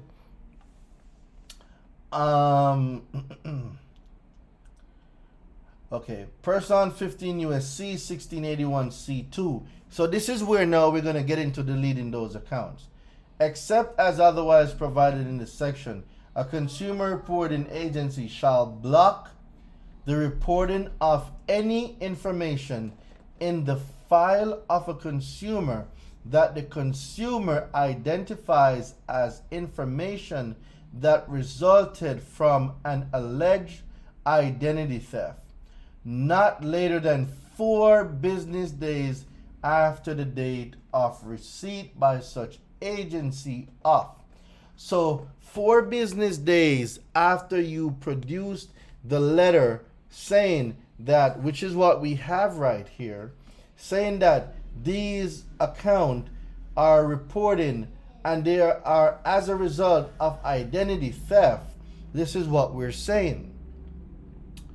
How do you prove that they received the letter? So can I get my 1,000 per inquiry? Yes, you can, but you can also get more for actual damages. 1,000 per inquiry is the minimum. You can actually get more, and I'll be covering that. I'm going to cover how do you turn 84 inquiries into 84,000. Not only that, you can actually turn that into 100,000 or 200,000. I'm going to give y'all the sauce on the law and what certain words mean and how you put it together. So make sure y'all signed up for the challenge. Make sure that y'all sign up for the challenge, and I'm going to see y'all in VIP. Now, listen to the 4 things. Everybody right now, let me see you put 4 things in the chat. Everybody on stage right now on Clubhouse, I want y'all to unmute. Let me see y'all put 4 things. Abir, could you change the link back to the challenge? 4 things. Let me see y'all put 4 things. YouTube, you've gone silent. What's going on in the chat? Let me see y'all put 4 things, YouTube. Let's go. Let me see y'all put 4 things. Y'all went silent. IG is still running it now.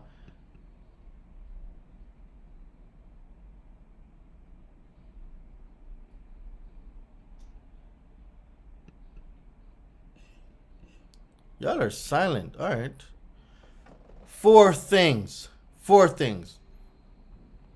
So the first thing that needs to be in the letter is this: appropriate proof of identity of the consumer. So they need to have your ID or passport or driver's license.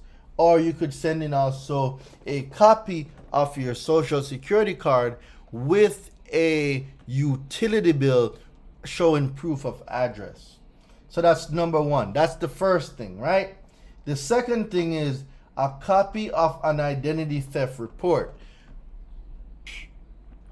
a copy of an identity theft report can be a police report, or it can be a FTC report. Because if you go to identitytheft.gov, you are able to fill out some information and you can get what is called an affidavit, right? Which is an identity theft report. Now, the third thing Congress says you need to get is the identification of such information by the consumer. So you need to identify what accounts came as a result of identity theft. What address came as a result of identity theft.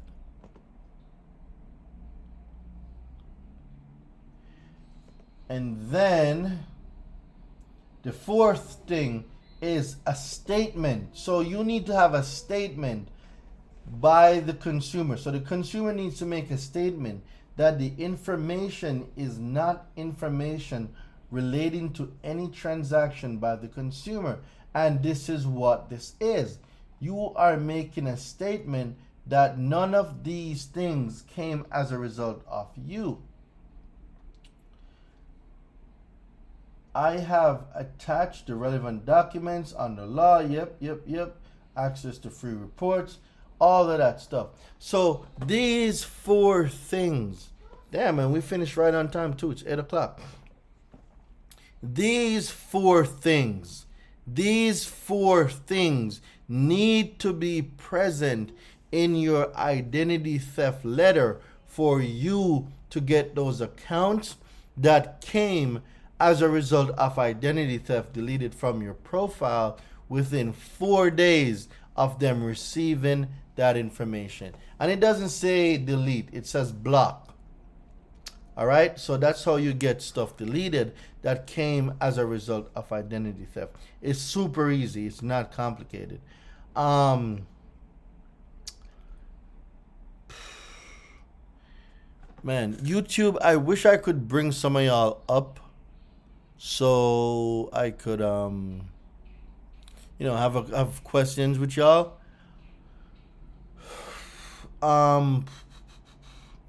Instagram,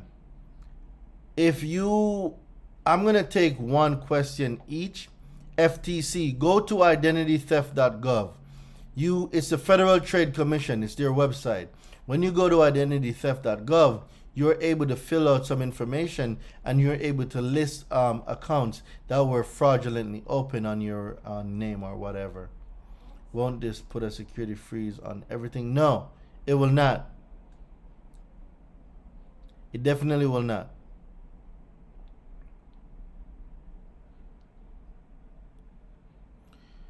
All right, so like I just said, if you want to request to come on the live, I'm taking one question from each person that comes on the live. You can put a request in to come on the live. I'll bring you on. I'll answer your question, and then we're going to keep it moving. For Clubhouse, you can definitely raise your hands. There's new people on stage. Okay. YouTube, how far back can it go? Identity theft is identity theft. If they're still reporting on your consumer report, take action. Can you prove it if they e-signed and use your address? What do you mean? Can you prove it if they e-signed and use your address? I was told not to list them since they was in the letters. We're taking the information from the law. Don't listen to people. Don't listen to me. Don't listen to nobody. The law says there are 4 requirements for them to block an account that came as a result of identity theft. Just run the play. Follow the procedures. So I'm going to take Clubhouse questions first because we don't really have a lot of people on stage. So I'm going to take Clubhouse questions. YouTube, drop your questions now. I'm about to answer them, and then I am going to be cutting off, all right? We did Brandon. We did Lita. Jasmine. Hi, Durain. How are you? What's going on, Queen? Talk to me. So I have a question about wages being garnished off a collection. Do you have any advice for that? So I can't speak on the garnishment part, but what you can hit them with is a validation of debt cease and desist. So 15 USC 1692 GB letter and the cease and desist, it stops all collection activities. Okay, so what if the wages being garnished? What if they had a court date and I just didn't show up to the court date, and then that's how they started garnishing? So it sounded like they got a default judgment. I said it sounded like they got a default judgment. Yeah, I think so. Yeah, you need to get in touch with Brian L. Ponder. Google Brian L. Ponder. He's a consumer lawyer. Google him and set up a consultation. I can't speak on court matters because I'm not a lawyer and I don't want what I'm saying to be misconstrued as legal advice. Okay. All right. Thank you so much. You're welcome. You're welcome. Yuana.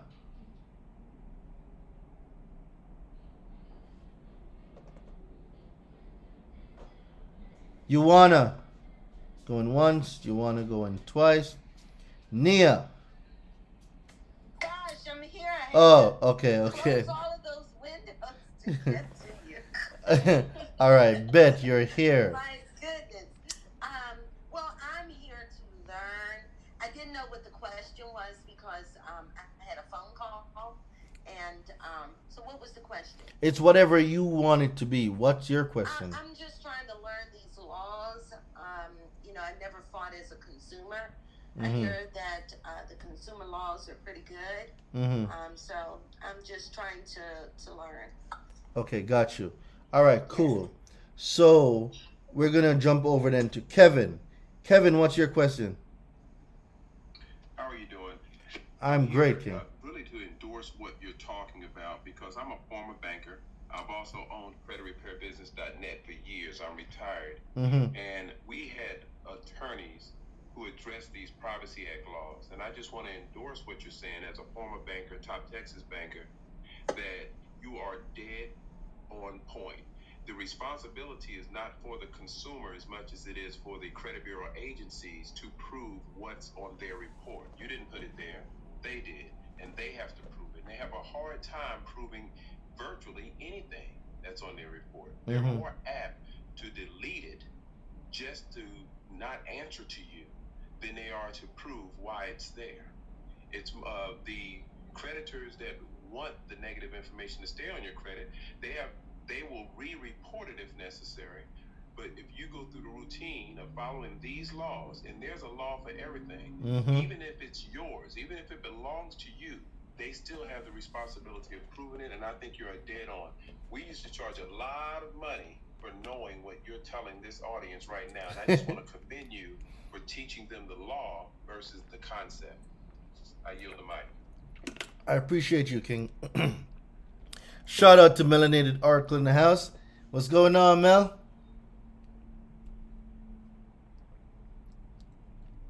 I'm assuming Mel is busy. Greetings. Where have you been, beloved? I have not heard you in so long. Durain's been working. Durain's been changing lives. I've been working. Absolutely. Greetings to the room and to everyone. I also, may I say something real quick? Because his name is Kevin, and I've been hanging out in Kevin's room. Durain, I've been hanging out there. Oh, Kevin got a room. Kevin got to invite me next time. Shit. I just got done sending him a message that I was like, you know what? Because you know you were, if I'm somewhere, I'm pinging you in. But I'm definitely encouraging you guys to, when you get a chance to follow him, then to come hang out in his room. He has some stuff that you actually need, right? And I don't say that often. Really? Sounds good. So for everybody in here, hold on, Mel. So for everybody in here, I hope y'all are following the house. I hope you're following the moderators and following each other. Kevin, definitely follow the house so you get notified.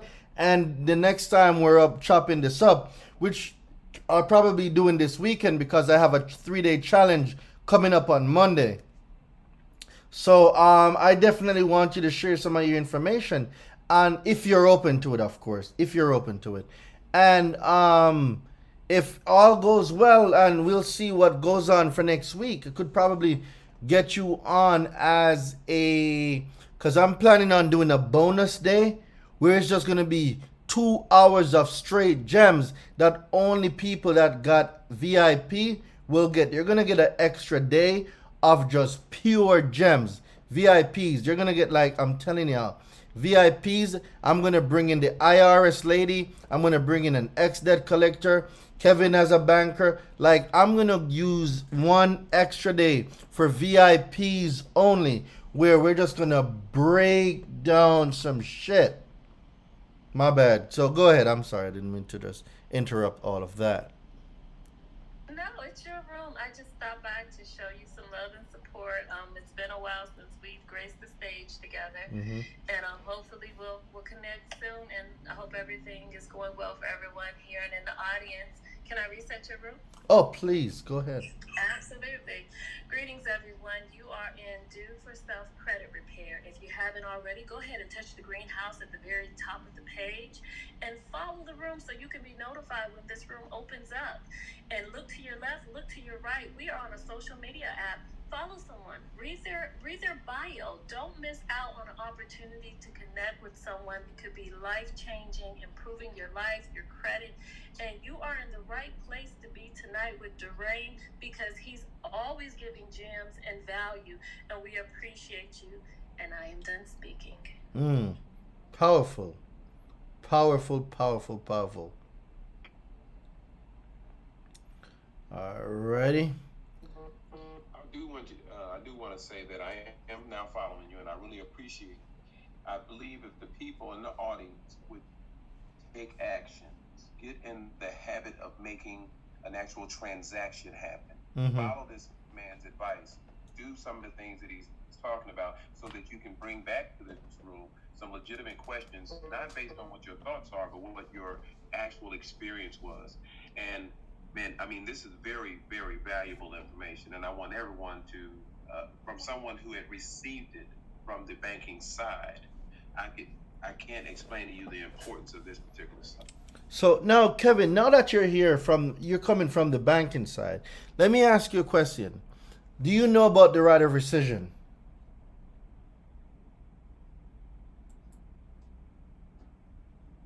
Absolutely. Now, why does the banks fight hammer and nail not to uphold the law when a consumer exercises their right to rescind? I know a lot of people don't know about it. Some that do think it's fraud. And I'm like, it's always fraud in the law. It's the law. It says you can do it. And then, the bankers said we're not able to. The bankers said they don't do truth in lending. Like, I've been hearing so many things that banks don't participate in truth in lending, that the state of Nevada doesn't recognize the right of rescission. All of that stuff. We're talking federal law here, Kevin. Absolutely. You know, I was in another room earlier today, and I was giving some of the gems that we used to say inside the banking industry, and that is, we give you an umbrella when it's cloudy outside, and we take it back when it starts to rain. Some of the rules and things that are followed by the bank is because the bank is in the business to sell money. That's it. They're just a store. They're not end all be all. The rules that are in place are generally against the bank. The bank, if they start doing things what we would consider as a consumer the right way, then they're going to set a trend. They're going to set a trend. They need you to follow these legal guidelines, and you'll see that everything happens just as you see. You don't address the store, you address the law, like you're talking about. The three major credit bureau agencies are held accountable independently. Nothing the bank can do that can leave it on their report. They can leave it in the bank's information, but you don't go back and fight with the bank. You fight with the law. For those of you who've been in relationships, divorces and settlements and things of that nature, it always boiled down to what did the law say, not what did the person say. if you have child custody laws, it's not about what he says or what she says. It's about the agreement that was in writing. Okay? And that's all you have to address the other person. So I think trying to get the bank to do the right thing, trying to get the store to give you a refund, those are just the wrong ways of doing it. All you have to do is address the law. And there's Fair Credit Reporting Act laws. There's also Privacy Act laws that are in place that makes it very simple. In a nutshell, the law says that the information on the credit report has to be true. It doesn't say that it has to be yours. It just has to be true. And so everything that's true to you don't have to be on your credit report. Why? So when you start removing things from the credit report, I used to tell people back in the credit days is everything on my desk. This is the sample I used to use when you were sitting in front of me. Everything on my desk must belong to me. But everything that belongs to me is not on my desk. So removing something from your credit report doesn't say it doesn't belong to you, but who's to say it has to be in this environment? But what about, Kevin, our right to privacy? 15 U.S.C. 1681A4. You have a right to privacy. Absolutely. And that privacy is it's a great thing. I really look forward to sharing more information. I would love to be in a circle where we have quality information from a quality resource, sharing this information for the audience. I love the fact that you're actually quoting scripture, if you will, as it relates to the laws related to this issue. Now the question is implementation. How do you implement this on your behalf? You don't have to go to work. There's a lot of organizations out there, but you take the information you're learning in this environment and you share with the person that will represent you, whether it's a lawyer, whether it's a book that you're reading, whether it's you're doing it yourself, but you share this information and now you appear and you are much more knowledgeable about the subject matter. And when you start talking law, you'll learn real quick who should be assisting you. It's the person who knows this in advance, not someone who's learning it when you're talking about it. Yo, those are great points, man. I appreciate you for blessing the stage right now. See, y'all, I should have been off of here 16 minutes ago, and I'm still here. Man, I'm telling you. Thanks a lot, Kevin. Feed your mind the things you want to become. What are you feeding your mind? Like, stop sending your correspondences to the wrong person. Stop sending your correspondences to the wrong person. Because when your correspondence is not received, remember, under the law, not only the consumer reporting agencies are held strict to what duties they must perform, the furnishers of the information are also held to these strict rules. Do not let any person walk over you. Don't do it. Don't do it. Don't do it, beloved. Don't do it. So I'm going to answer these questions right now on YouTube. I need help removing student loans. I have a student loan deletion guide. Student loans is just like any other account. There is nothing special about student loans, private or federal. They get treated the same. I recently got my W-2 INT. I have no idea what that is. For a charge off with a credit union. It only had $1 in some chain's interest, still going to match up with what was reported taken off as income. I did not get that at all. What can I do to remove a collection from your credit report, even if you're being sued? If you're being sued and it's a court matter, I say please get in touch with a consumer lawyer. Do not take lightly a court situation if you're not capable of comprehending and defending yourself. Go get a consumer lawyer. When you write the right of rescission to the auto industry, you just send them a letter. Nope. You got to get that Monday. Monday, we're going over that. Next week, we're going over that. I'm not going to drop that information here. That's why y'all got to be on the challenge. The right of rescission, I will be breaking it down on Monday. well, Monday, Tuesday, Wednesday, during the Consumer Law Secrets Remedy Challenge. Make them swear to it that their statement is fact. That's if you're going to do an affidavit, because you know and we know an affidavit can only be rebutted by another affidavit, point for point. I didn't get a form of rescission when I purchased my vehicle. Nobody has. That's what I keep telling y'all, beloved. They are doing so much fraudulent stuff. They are not doing what the law says they're supposed to do. We're going to talk about that on next week on the challenge. Look up from COL. I don't know what COL means. I purchased the deletion letter, sent out the collection deletion, but I got a letter from an attorney with letterhead with, instead of them deleting the collection, what should I do? Who did you send it to? 15 USC 1692 E3. No, what does it say? It says no correspondence should be coming from an attorney. 15 USC 1692. 1692. And then 92E.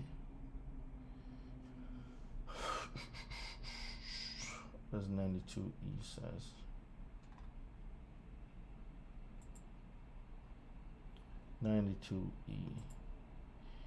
E number 3. The false representation or implication, this word right here, implication, that any individual is an attorney or that any communication is from an attorney.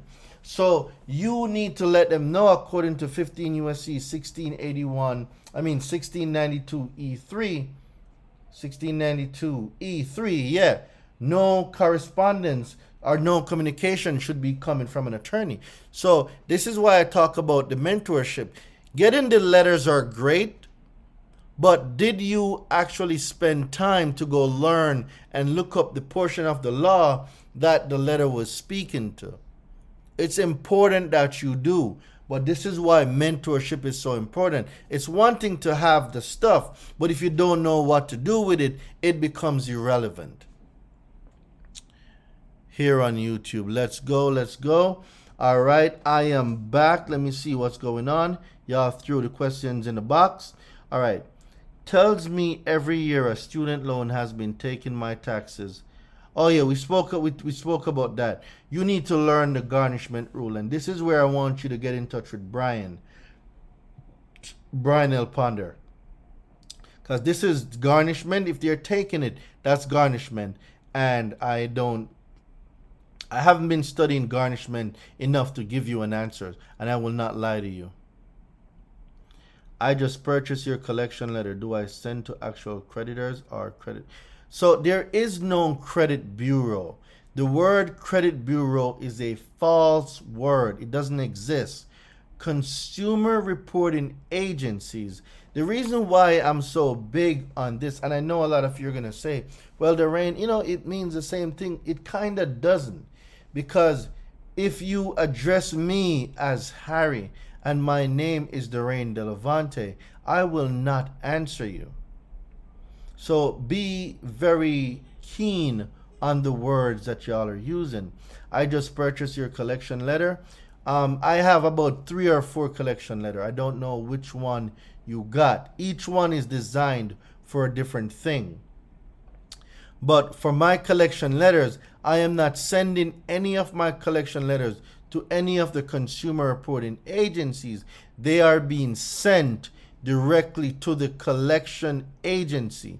Whether it's a debt buyer, I don't care who it is, I'm sending it directly to them. Does that make sense? So I hope that answered your question. I could have sworn I saw a flame just now. Okay, here he is.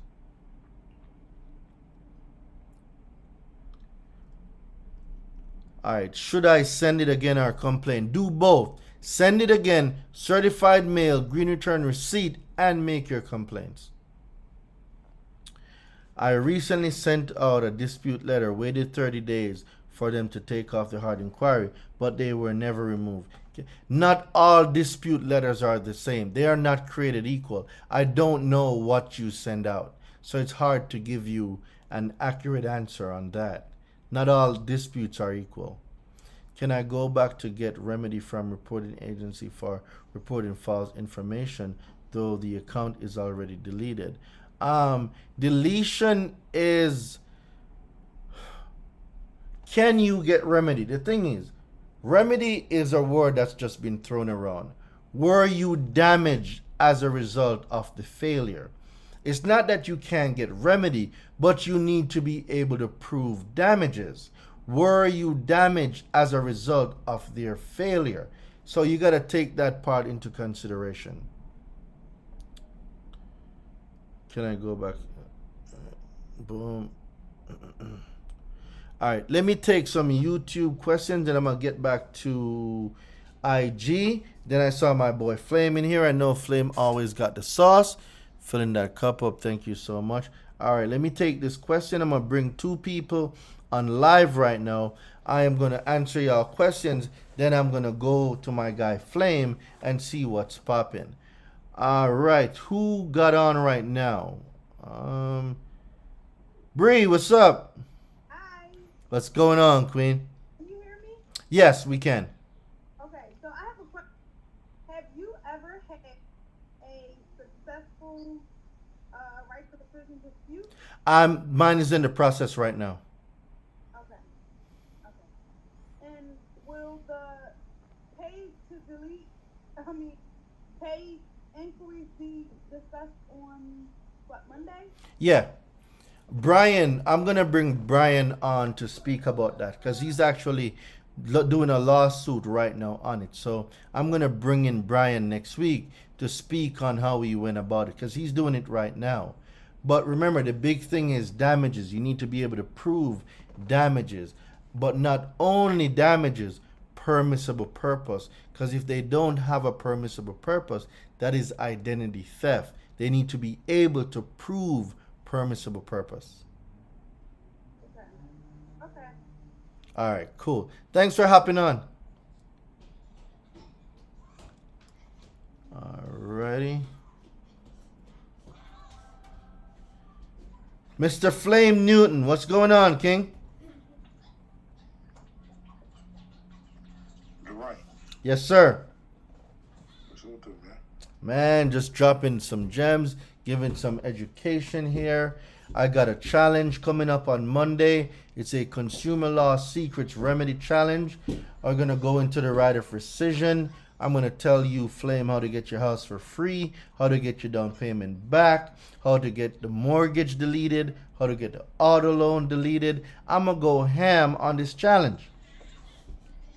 Dominic, go to your room, baby. Daddy will come see you in a minute. Yeah, boy, I tell you, he off the chain. Boy, he go from consumer laws to parent laws, back to consumer laws. Man, you everything, Dwayne, man. That's why we appreciate you, big dog. You feel me? You feed your mind the things you want to become, King. All day, all night. I just appreciate what you got to offer to the team. Appreciate it. We all need you. You know what I mean? Let's not let it be a secret. You study these laws, you know them, and that's what attracts us all to you. You know what I mean? Appreciate it, King. Thank you very much. Yes, sir. So, Flame, if you don't know, I'm running YouTube Live, Instagram Live, Clubhouse, and Facebook at the same time. Man, I done did it. I know it. You know what I mean? It's a job. But you putting it in, everybody gonna follow the work. Man, it's putting in this work. But the people that's on Instagram, I don't know what they be wanting. People on Facebook, they want the work. And you know, people that's on Clubhouse, some of them rock with you, some of them don't. You know what I mean? Like It is what it is. It's all across the board. All across the board, King. All across the. All right, I see 3 more questions here. Can I go back and get remedy from reporting agency for reporting false info, even though the account is already deleted? No, limitations still apply.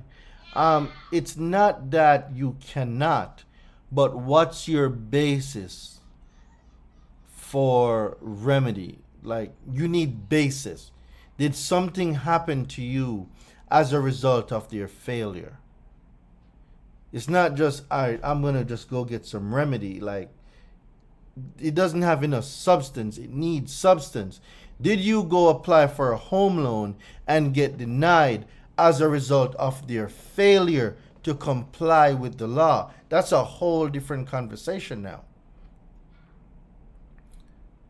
Anticipation is killing me for the 3-day challenge. Thank you for sharing the knowledge. Most definitely. What about traffic tickets in collection? I want a case dismissed. I want to fly. There's a lot you can do, but it's all about handling yourself and proving it. Like I said, when it comes to court, I cannot speak on it because I'm not a lawyer, and I don't want anything that I'm saying to be misconstrued as legal advice. Me too, I can't wait for the challenge. Good. All right, sorry. Can you go over the W-2 from when you file on your taxes to take it off your credit? So if you're talking about the charge-off, the IRS says a charge-off is gross or ordinary income. Income does not get reported on the consumer report, right? So if you file it with your taxes, that's income. That's income. Income doesn't get reported, and that now makes the account reporting inaccurately. So I have stayed on a whole 31 minutes more than I said that I would. It's been real. Before we go, We appreciate you, Dwayne. Thank you. Yeah, go ahead. Okay, so you said that you're going to be doing the 3-day challenge. Have you identified what time you're going to do it? Oh, yes. So VIP, the link that's above right now actually has all the information in there. But I must let y'all know anyway. So VIP, on Monday, VIP gets to start an hour earlier, right? So with VIP, we're going to Zoom for a whole hour. Ask me anything, I'll dive into it. Then boom, once 7 o'clock hits, we're going to go into everybody being on the Zoom, VIPs and general admission. General admission, it will be streamed through the Facebook group. That's why I urge everybody to get VIP. VIP, we're going to be on a Zoom just like this. We're going to have a conversation. Day number 2, VIP gets to come on. I'll be on from 5:30. So VIP has an 1 hour. They're going to get an extra hour and a half. So VIP is going to get an extra hour and a half. And then they're going to get that 1 hour with general admission. Then now on the 3rd day, VIP is getting a whole 2 hours more than general admission. And this is where now I might have some of my special guests. I am going to have Auntie. She's an IRS lady that spits some gems. If Kevin decides to come, we'll get Kevin involved. There's a few debt collector that might be there. Who else? There was probably somebody else I had on the list. I can't remember off the top of my head. But that VIP, VIP is going to get a lot. General admission, you only get stuff that's on the schedule. But that VIP is going to hit different.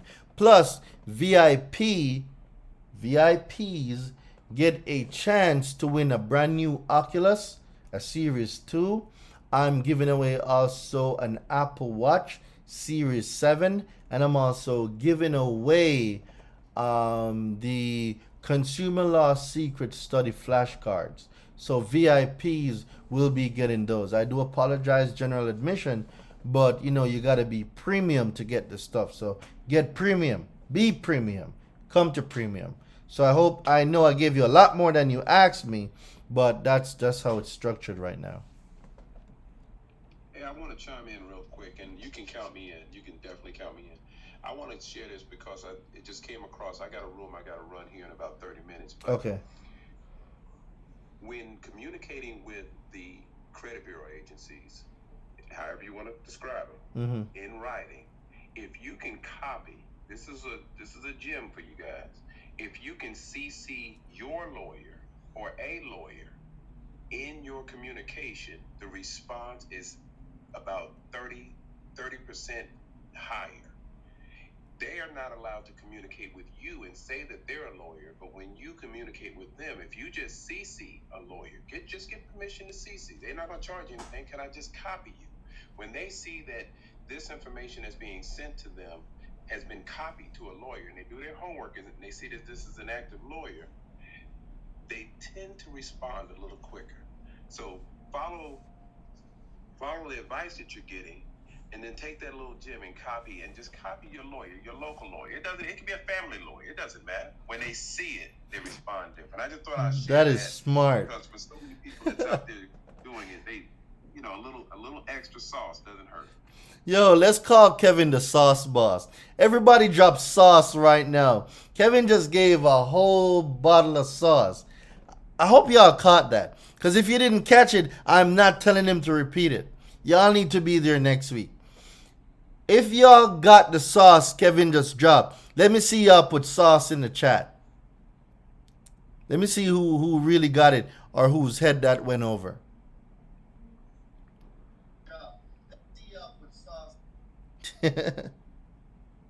Absolutely. Thank you, Kevin. You are appreciated. Yep. Kevin, they got the sauce, bro. They got it. They caught it. They caught it, bro. Awesome sauce, Kevin. All right. With tonight now, guys, I am going to end this. I will save the live. It will be on my page. The live, I will also post it to YouTube. If YouTube doesn't save this live by itself, it should save this. Then that will alleviate me from posting this over there. But yeah, it's been real, everyone. Facebook, I know I kind of sort of neglected you. I didn't really. But I can't see the chat because if I do, it's going to be so much feedback. But I hope you got the information. My peeps here in Clubhouse, y'all know I'm here every Friday at 5 unless something happens and I'm not able to hold the room down. IG, y'all just keep capturing me every day, man. Like, I don't know. YouTube, there's a lot more that's about to come. There's so much more that's about to come your way on YouTube. It's going to be great. The podcast, I'm going to be launching that soon. It's going to be phenomenal. There's a lot that's going to come your way on YouTube. So with that being said, guys, remember, the challenge starts Monday. VIP gets all the sauce. Sauce boss, VIP gets all the sauce. Because I'm just an island boy, just trying to make it. I'm an island boy. Y'all know what it is. It's the Rain Delevante, your favorite consumer law expert. Listen, it's been great. Next week, we're going to tear the roof off. You want to get that free car? That free home? Your down payment back? You want to cancel all security interest in that contract? All right. I'm going to give you a whole house for $297. How about that? How about that new car, that G-Wagon, that Ferrari, that Mercedes, that BMW X6, that i8? How about that for free? How about that? I'm going to give y'all all the sauce. Plus, I'm going to break down the letters that I am using for the right of rescission. So I'm going to give y'all all of that info next week. So y'all better be signed up for the not the mentorship. That too. Y'all need to be in the mentorship. But that challenge next week is going to be different. And for those, yes, I almost forgot this. For those of you who has been having an issue with a payment plan to get into the mentorship, I finally found a way right now. There's more that I'm working on. You're able to use PayPal credit. I'm going to say this again. It will be a pull on your reports. It will be a pull. They will pull the report. But for those that do qualify and you wanted financing, you can use and apply for PayPal credit. You can get the mentorship. Then no, you go in on a payment plan with PayPal. That actually works. So I'm letting you all know it will be a pull. I'm going to say this again. It's going to be a pull on your reports. However, for those of you who do qualify and get it, you're able to use the PayPal credit to join the mentorship because on the website I take PayPal. So you're able to use that to join the mentorship. So I thought I'd share that with y'all this evening. All right. So I'm going to drop more sauce. I'm going to also bring that up again on the challenge. PayPal credit.